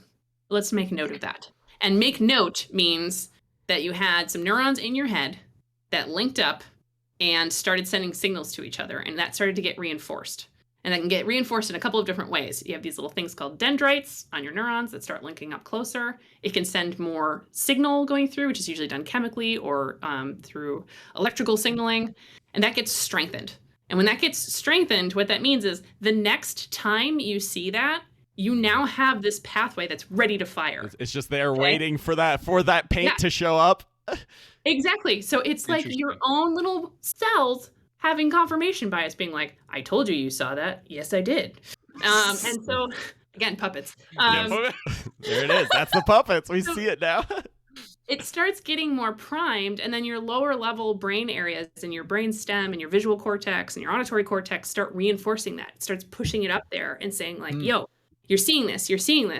And And designers and folks know that, right? Like they start to pay attention to that. They'll start to say things like, there's a reason a lot of red gets used, right? Red is a very visual color. It's an important color to us as humans in a lot of different ways.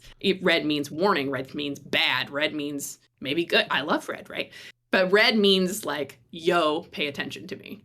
And that it's this constant kind of feed forward system where the more red you see, now you're seeing it everywhere, and it just reconfirms your world, right? It proves it's when you go like on Twitter or you go into YouTube or you go on Reddit and you find that group that's like, oh, this is the way the world works. Did you know this is the way the world works? And if you get in that bubble, you'll start saying like, oh yeah, a lot of people have been telling me this is the way that the world works. And in reality, no, you're in this little like bubble that's reconfirming your world, and your brain starts processing it and thinking like, this is true because they just said that and they said it again. News anchors do this. If you ever watch the news, you'll say, people have been talking about blah, blah, blah. I'm now going to talk about blah, blah, blah. And oh my gosh, more people are talking about blah, blah, blah. And it's like, you literally just created a bias. Like we watched you do it. And you have to kind of watch out for that one, this kind of crafting of your own reality.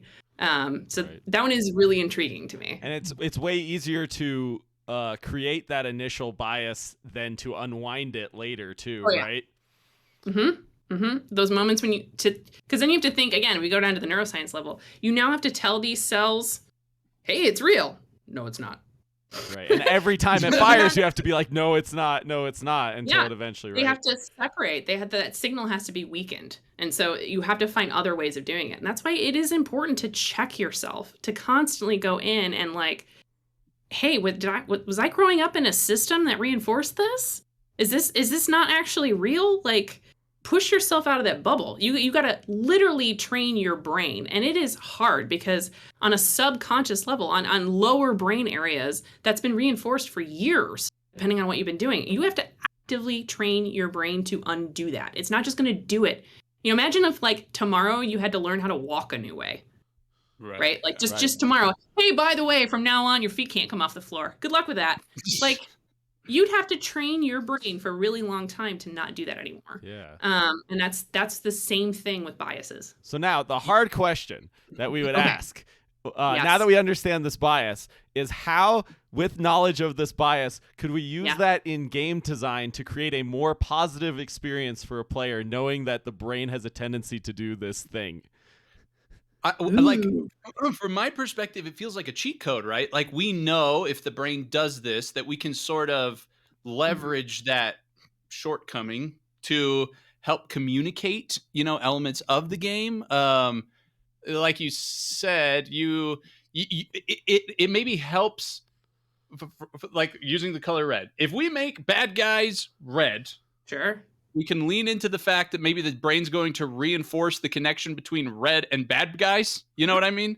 Where in the real world, we may not want to create that, connection because not everyone who wears red's bad guys. You can lean on it for teaching, right? You can lean on that idea of kind of going through, or you can use it to delight people. And delighting people is when you throw a wrench into the confirmation bias and you suddenly introduce a new concept. Like, oh, red equal bad guy, except on this super cute heart character who's adorable. And those moments can offer that kind of like, wait, what? Moment in a game. So sometimes you can play on that. You can play on that bias as long as it works well with the game and it's not, overly punishing. Right. Sometimes it can lead you down this path of like, oh, I did not see that coming, or oh, that's interesting, or oh, that's new. You can use it to your advantage of like, here's the pattern, here's the pattern, here's the pattern. Just kidding. And take it a different way. Sometimes that offers a new fun insight. Right. Force like a little bit of cognitive dissonance on them, right? Yeah. Right.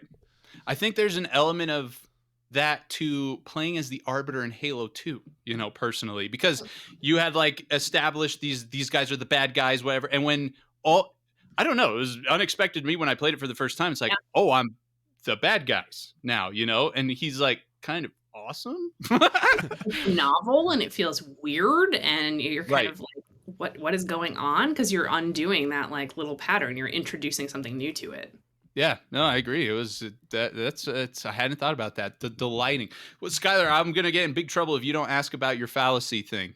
Well, oh, I don't have to. I had already abandoned it, but I can ask about it just because see what you think about it. Skylar messaged me and he said he wanted to ask you about it. Apparently, I don't want to let the guy down. Okay, fair. I have to like literally look up the name though because I keep forgetting. But I learned about a new logical fallacy the other day that is pretty common sense one, but it just has the most insane name of any logical fallacy. It's the post hoc ergo propter hoc fallacy.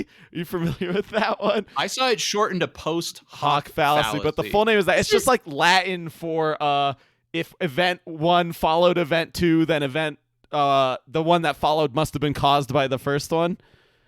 I mean, correlation and causation. Right, it's directly related to that. Exactly.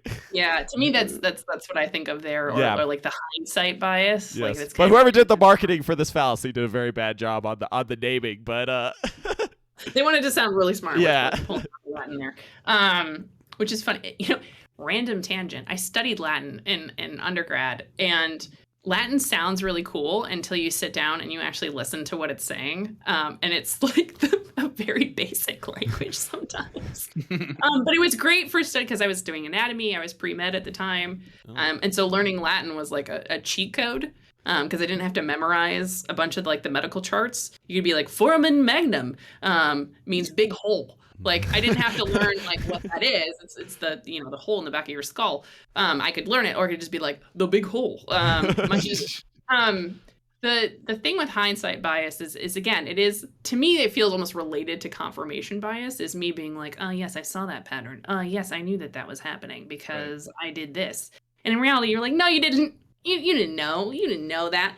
Or people will go back and kind of we are pattern seekers, right? Like that's the thing that makes us human, is we're obsessed with patterns. We put them this way or that way. We're communicating. This is us sharing a pattern. You know what I'm saying because we've learned language. We've learned a pattern. And so trying to pull patterns out of stuff that aren't patterns is something we do all the time. We do it constantly. We'll look and be like, that went up and that went up, so clearly they're related. You're like, well, not really. Like, there's tons of reasons why like two things go up. Like, there's some crazy charts out there that I can't remember exactly what it was, but it was something like cheese consumption and car accidents. Like, oh my God, we're dying from cheese. And it's not. It's just a interesting coincidence. Right. Yeah. Well, there's like the classic simple example of this fallacy is like, everyone is drinking water and they're all dying, so drinking water, and they eventually die, so drinking water is the reason everyone dies. Right. Well, and I'm just thinking, in the Halo community, how many times does the community sort of as a hive mind seem to create this like conclusion like this, right? Where it's like, oh, Halo 5, this happened because whatever, and the community sort of runs with it. Like, and it almost gets established as the community has come to a consensus that the reason why this particular map was bad, or why this particular whatever is this, you know, and you as a studio, you're like, well, I guess we're going to have to just work with this because, how do you unwind it? Yeah, you're talking about like just for yourself, how difficult it is. Like, how do you unwind a bias, especially given all like the challenges where like you can't really talk about everything you do, NDAs and stuff. So anyway, that was a side note, but I feel for the community. Yeah, bias is real. Okay, you want to ask your new one, the new question? So now this is the wrap up fun. Let's do it, Jessie. So if you had to start your career over, okay, you are not allowed to choose the same profession. Okay, what profession would you choose? What would you go to school for? What path would you go? Oh, God. So here's the thing. I think it's a fallacy. Let's do this. I think it's a fallacy that you can only have one career. Because that's true. Like, I have studied something different or did something different like every 3 to 4 years. Right? So like it's hard for me to pick just one thing because I know that I wouldn't stick to just one thing that long. So if anything, it would be, I need a space where I can like an area of, right. Yeah. But like again, going back to that like Miss Frizzle thing, I think being a museum curator would be like dope. I would have so much fun because like museum curation, it's learning things. It's celebrating that in a space that's fun and safe and nice for other people to come together as a group. There's a ton of design that goes into museum curation. You know, it's not just you can't just be like, yo, I found a bird, look at this bird, right? Yeah. Like, no, there's lighting, and is the text at the right level, and are you conveying information that's interesting that people want to even like learn about? What do you want them to take away from looking at that thing? Do you care about conservation? Do you care about telling a future story? Like there's so much beauty in that. Like I really wish there was more of those spaces where you had this creative environment that you could immerse yourself in that isn't just digital, that is an actual physical place that you can go and connect as a human, a living, breathing human, and learn. So I think there's a part of me that's like, ooh, you know, that would be really fun. Be really cool. Oh, that's an interesting answer, and I had never thought about there's that much that goes into museums. Yeah. Of course, it makes sense in hindsight. Okay, so you're super into music. Gotta ask, what's your favorite genre of music? Oh, that's not answerable. No. Okay. Well, then let's answer it from maybe Sure. in a contextual kind of way. If you are at work and you're just killing it, you are preparing this video that you're going to make, you know, this talk you're going to give, this puppet show you're about to present, Sure. and you want to listen to music while you do it, what do you go for? God, again, this is really hard. Like, and I don't mean to be that person, but I really am that person. It's like, so first of all, do you know what frisson is? You guys heard of frisson? No. Okay. Is that? So frisson, do you know what ASMR is? Yes. Okay. ASMR, it's a real thing. Your brain gets like tinglies, excited when you hear certain sounds, right? Frisson is related to that. So there are certain auditory chords and compositions that give me like, woo, the tinglies, and I get goosebumps. Literally, I get a psychosomatic like response to this like signal. So I sometimes will have things that I listen to just because I know they're gonna hit like, oh, it's gonna hit that chord, and like I'm gonna get that feeling, and that helps energize me, and I can like think through stuff. Or Do you know it's like specific chords for you, like, or is it like yeah, when you hit that G after that is A it like minor a 7, G7 flat 9 baby. and you're just done for? Like what? So it's really funny. There is a Ben Folds song called Ascent of Stan. And it has this like piano solo in the middle of it where it has these huge crescendos. He's going like dun dun dun dun dun dun dun dun dun dun dun, and it's building and it's building and it's building, and then all of a sudden it lands in this beautiful C chord at the top, and it goes from minor and it switches into major and it lands. And the moment it lands, it happens every time. I have a frisson moment every single time. So sometimes I can predict like when it's going to happen. I was a drum major in high school. So like being in front of the band and kind of conducting and having those moments that I knew would land and being able to feel that is super rewarding. So yes, there are certain pieces that will, I know it's coming. I'm curious. I love music. Games are like one of my favorite types of games. And like one of my favorite ones that I just like constantly come back to is Sayonara Wild Hearts. Have you ever played it? I haven't, but I do know the game. But no, I haven't actually sat down. The one that I'm playing right now, which is on Game Pass. How is that for a plug? There's the Sorry, I didn't advertise the Game Pass game. My bad. That was well done. Yeah. The Arrow game. I don't know if you guys have seen it. It's called the Arrow? Arrow, like AEERO, I believe. You are flying a spaceship and shooting things, but it's also a rhythm game. And then you have to move the spaceship on a track that aligns with the pitch of the note that you're listening to. Rhythm action rail shooter. Yes, exactly. It's like all of those things kind of put together. I love that. I'll have to check it out. Artful Escape. I've just been playing it a bit. I haven't finished it yet, but I play like every Annapurna game that gets released. So I am a huge Annapurna fan. You gotta play Sayonara Wild Hearts then. That's Annapurna too. It's so good. Yeah, you probably would love Sayonara. I played it too. This is great. I can tell you guys, Randy just texted me. And he said, I'm expecting a bunch of white papers from you now. So Oh, so sorry. I'm just gonna. You guys are gonna have to come in and do the copy editing. That's for fine. me. No problem. That's fine. Yes, I'll take one for the team. I got sorry told by my introduced high school IMF. English teacher that I should be an editor, so. Perfect. Yeah, you do. Skyler does a good job. I'll give him that one. Okay, so wait, nice. I'm not done with my two more contexts. Okay, Okay, so let's say you want to. First of all, thanks for Frisian because I judge games by the amount of Frisian moments, like where the music lines up with the gameplay, like Halo 2 when you're coming through that waterfall and it's like Absolutely. Oh, Absolutely. it is the same thing though. I get goosebumps. I didn't know that was a thing. Yeah, it's a Okay. thing. One of my favorite games is Transistor. I love Transistor. It's a super giant game, Anthony. I don't know if you're familiar, but same studio who made Hades and Bastion. I've the name rings a bell, but I can't. Yeah, the soundtrack to that game's unbelievable. It's a red-headed singer who has a giant sword and defeats things, and it's just gorgeous. Really, but really I beautiful. Love it. The music is incredible. Absolutely incredible. Highly recommended. Yeah. Right on. Okay, so if you are now in another situation, let's say you want to unwind. Yeah. Like the thing that I think of because I'm driving to work now is like you're driving home and you're maybe kind of tired and you want to listen, but you're not commuting nowadays. I don't know. If you want to unwind and you were going to listen to music for it, what would it be? Ooh, that's another one that I kind of go all over the place. I will listen to classical music. I am kind of that person. Me too. I like Edward Grieg. I listen to a lot of Edward Grieg. It's just very soft. It's very enjoyable. And so I like that. I listen to a lot of jazz. My grandfather was a jazz musician.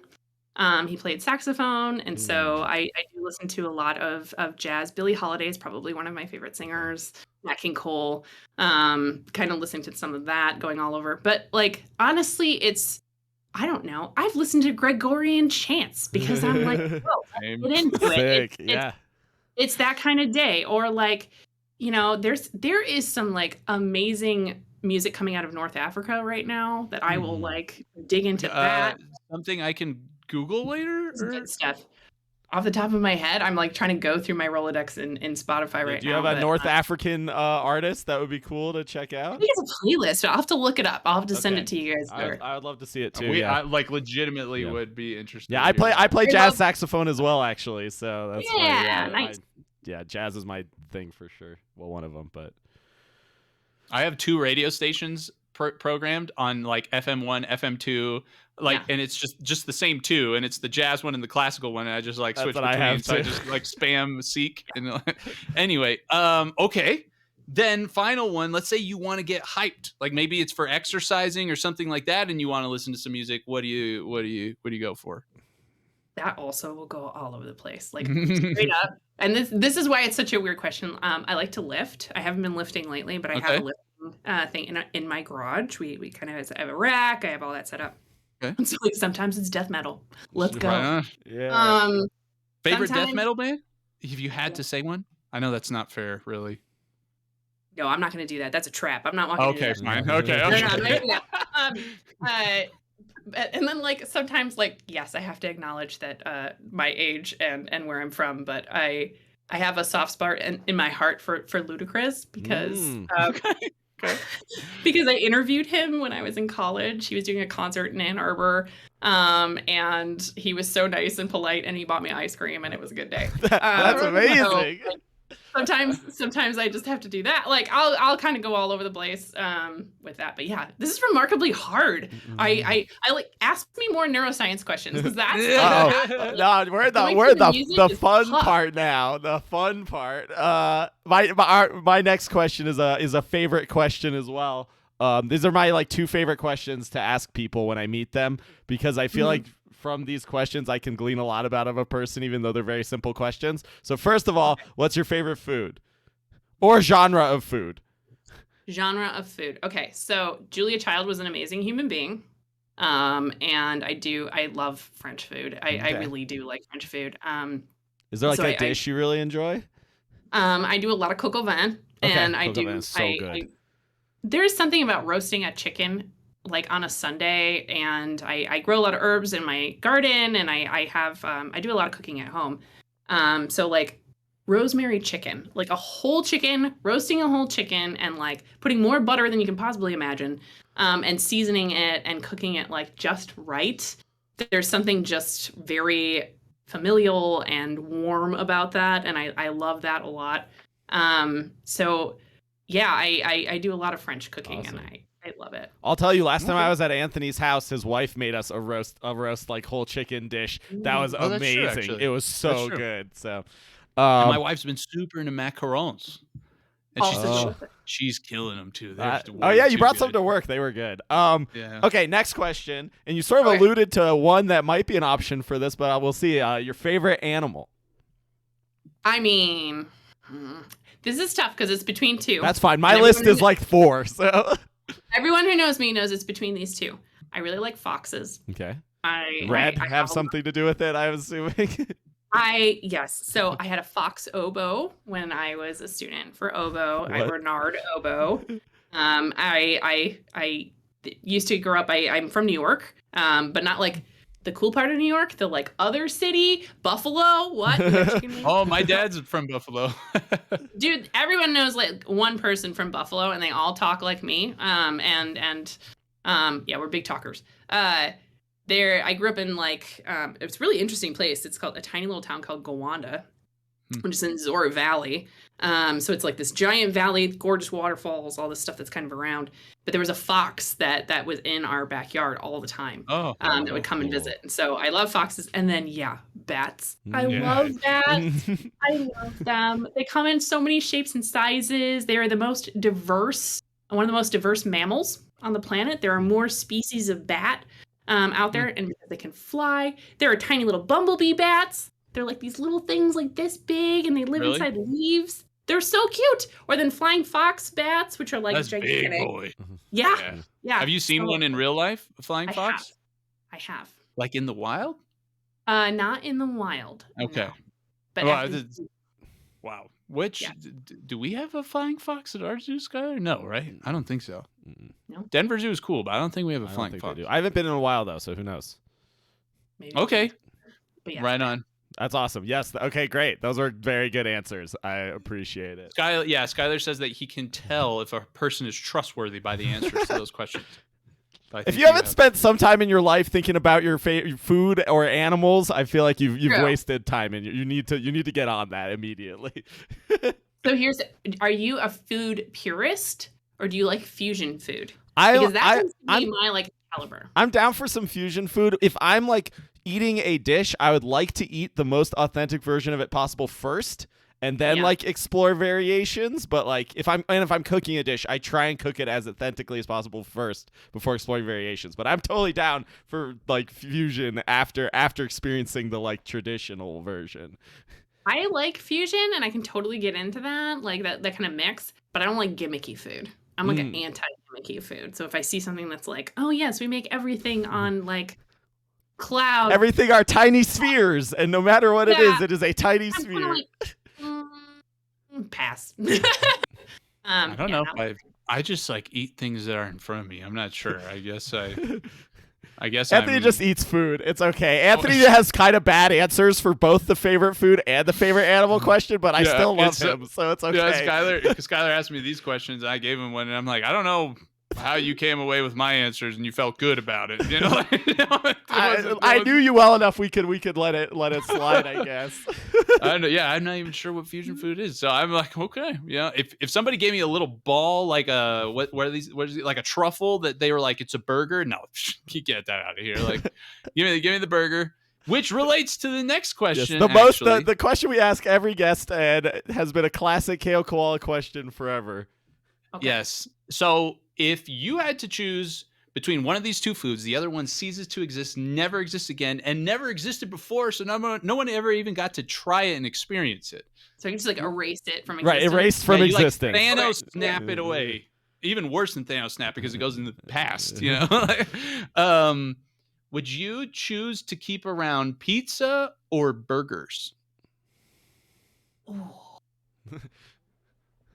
I would keep pizza. There it is. I kind of had a feeling because you made a pizza analogy earlier, and I was like, she's I gonna say did. pizza. I had to think about it. Okay, can we hear the reason Yeah. for that? Yeah. So let's see. There's multiple data points that are feeding into this. Oh, First yeah. of all, Yes.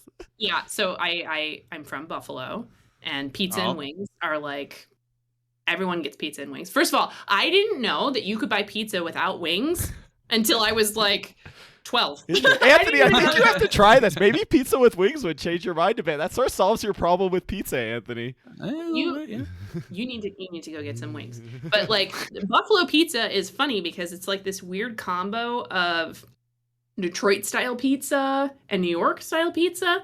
Like if you travel east to west, right? Like the pizza gets chunkier as you go. Right. And like Buffalo's like mid chunk. Like we're like right here. But they're real big on like cup pepperoni, like the burnt charred like I'm down for cup pepperoni. That's good. It's good. It's good stuff. I do like pizza. Also, you can do pizza in so many different ways. And I feel like that's a big thing. And then the last one, if I have to get like nerdy science stuff, is that beef actually can drive up a lot of greenhouse emissions, and it's not necessarily the best thing for the environment. Pizza, so the more environmentally conscious food. It kind of is in some weird way. And I care about that kind of stuff. You know, I care about. I mean, it still does require some of the cattle industry, right, to make the cheese, but definitely less bad because you prevent the slaughtering. But you can make all sorts of different kinds of cheese, That's right? true. Like there's different options. So I think if I had to go through, I'd be like, pizza's where it's at.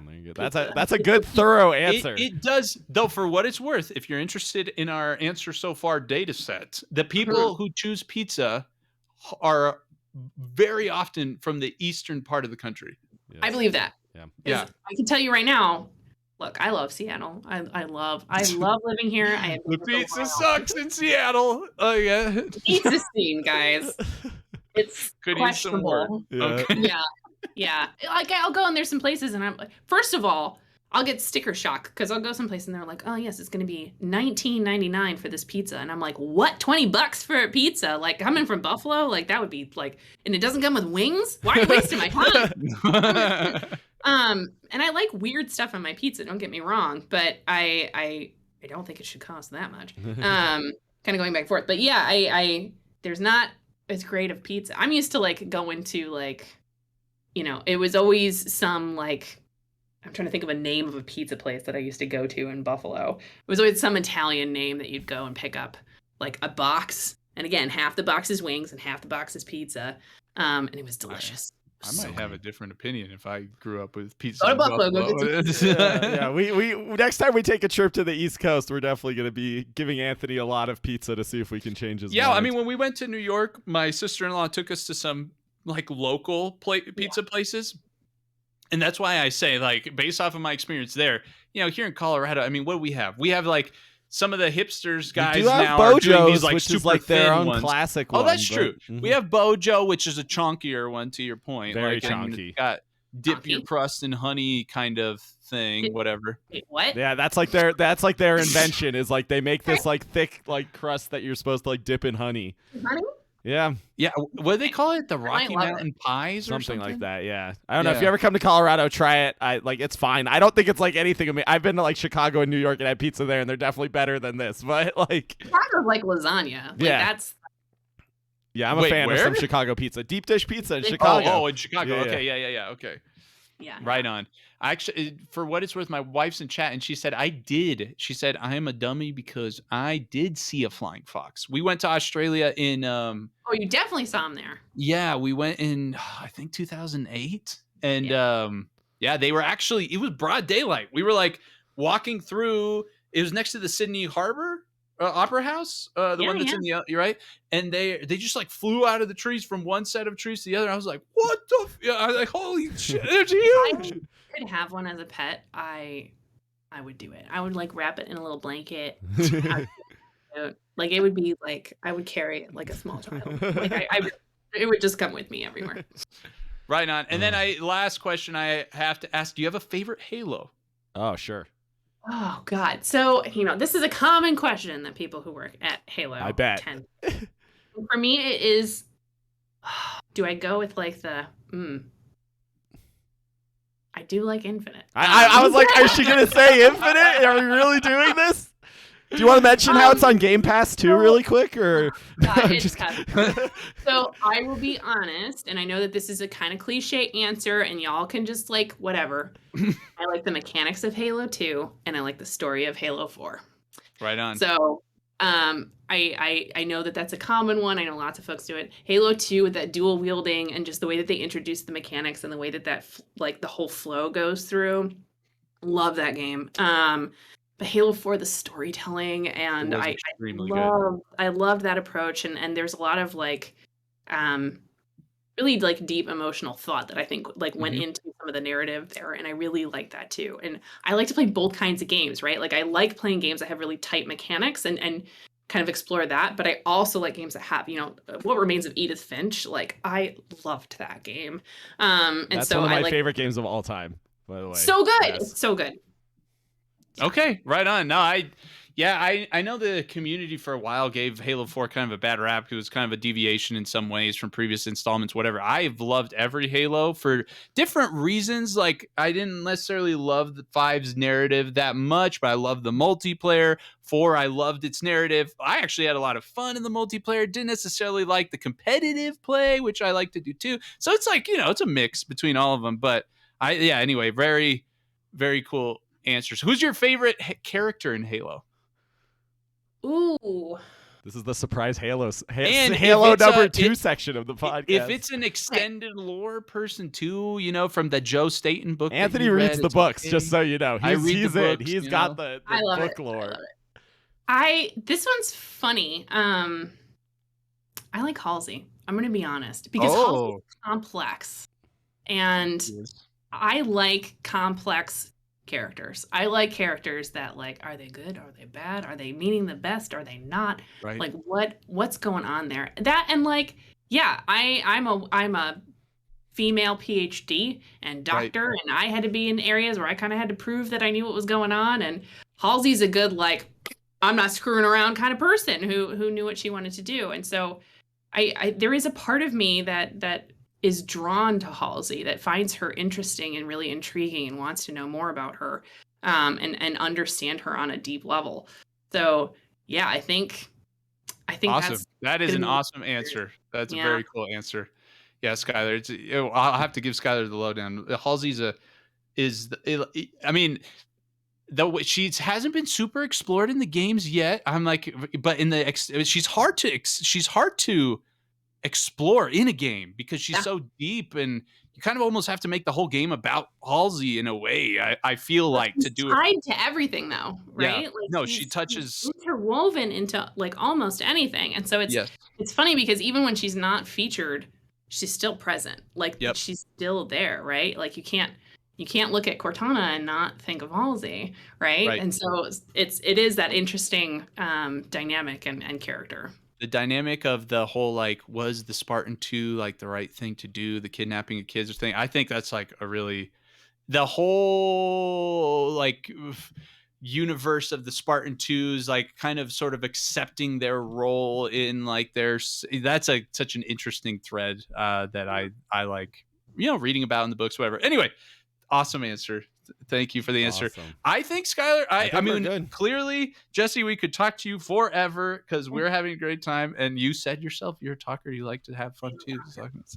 But we will wrap it up here. Jesse, if people want to follow you, get some more info, where can they find you? Probably the most active place I'm at is Twitter, at JessiBirdie.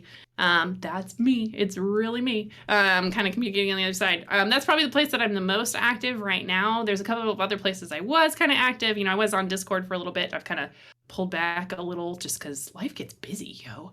Yeah, I have a 9-year-old now, so I have to there's Girl Scouts and there's all sorts of stuff. She started practicing her instrument. She picked violin, which is rough because getting good. I'll tell you, I tried to learn violin during COVID. It is I can't imagine how people learn that instrument. Noises coming out, Yeah. She's learning, kind of going through her. So yeah, but yeah, that's the best place to find me is usually on Twitter, and I love connecting with new people. So yeah, reach out. Awesome. Right on. If you are listening to this podcast and you have not been watching this, we stream this live on Twitch, twitch.tv/KOKoalaENT. You can join us. We give stuff away. Oh my gosh, you guys you're missing out on opportunity. And most of all, I think it's exciting here with the chat kind of interacting live while the conversation's going on. People supported the pizza decision. I will tell you, Jesse. You can also 343. I mean, we love pizza. Pizza. That's Gate true. It's a very real. Was that a real thing? Were you there when they were sending in pizzas? Oh my God, it was so much pizza. It was so we had to beg people to stop sending pizza because how did that start? It was that somebody at the community said, like, if you launch MCC on Steam, I'll send free pizza or something. Is that how that started? I think it was. It was on PC and yes, on PC, right? Yeah. Yeah, and Sketch. He's so clever. He is so clever. He hinted at it by he was like eating pizza on stream. He took the pizza on stream. I remember. He's like, there was just boxes and boxes of pizza. So yes, they were like, Halo is coming to Steam and or whatever, and like Sketch is eating a pizza while the marketing guy's talking. Anyway, okay, so yes, I'm sorry if you are listening to this for more info about our studio, KOKoalaEntertainment.com. There you have links to all of our social media. Get more info about Agora, our upcoming single-player physics FPS for PC and Xbox. And you can get links to our previous episodes. We mentioned the one with Randy. You can start nobody can stop me from getting the whole Xbox UR team on here. I will be happy about that. I'm just like slowly more and more realizing every day that I wish I could be a user researcher instead of whatever the hell I'm doing now. So there's always new people. It's always a good time to try things out. Exactly. Right on. Thank you, everybody, for listening. Also, check out the new website. You want to plug it one more time? No, you definitely want to check out the new website. Yeah, if you missed the old one, my 6 cents a month AWS website. It was very good. Our static Hugo website. Then, hey, you missed it. The new one is great, fantastic. It's got info about Discord, about the idle game that you can play in our Discord that relates to our upcoming game. All kinds of goodness. It's all on our website, and it looks slick. KOKoalaEntertainment.com. Yes, sir. All right. Thank you again, Jesse, so much for coming on. Thank you so much. Yeah, thanks so much for having me, guys. It was super fun. Yeah. Yes, it was. Thanks, everyone, for listening, and we'll see you guys later. Maybe someday after Infinite comes out and you can talk a little bit more about what happened during it, we could have you back on. I'm sure Anthony would love to hear about that. Yeah. Right on. Thank you so much, Jesse. Thank you. All right. Thanks. Bye. We'll see you.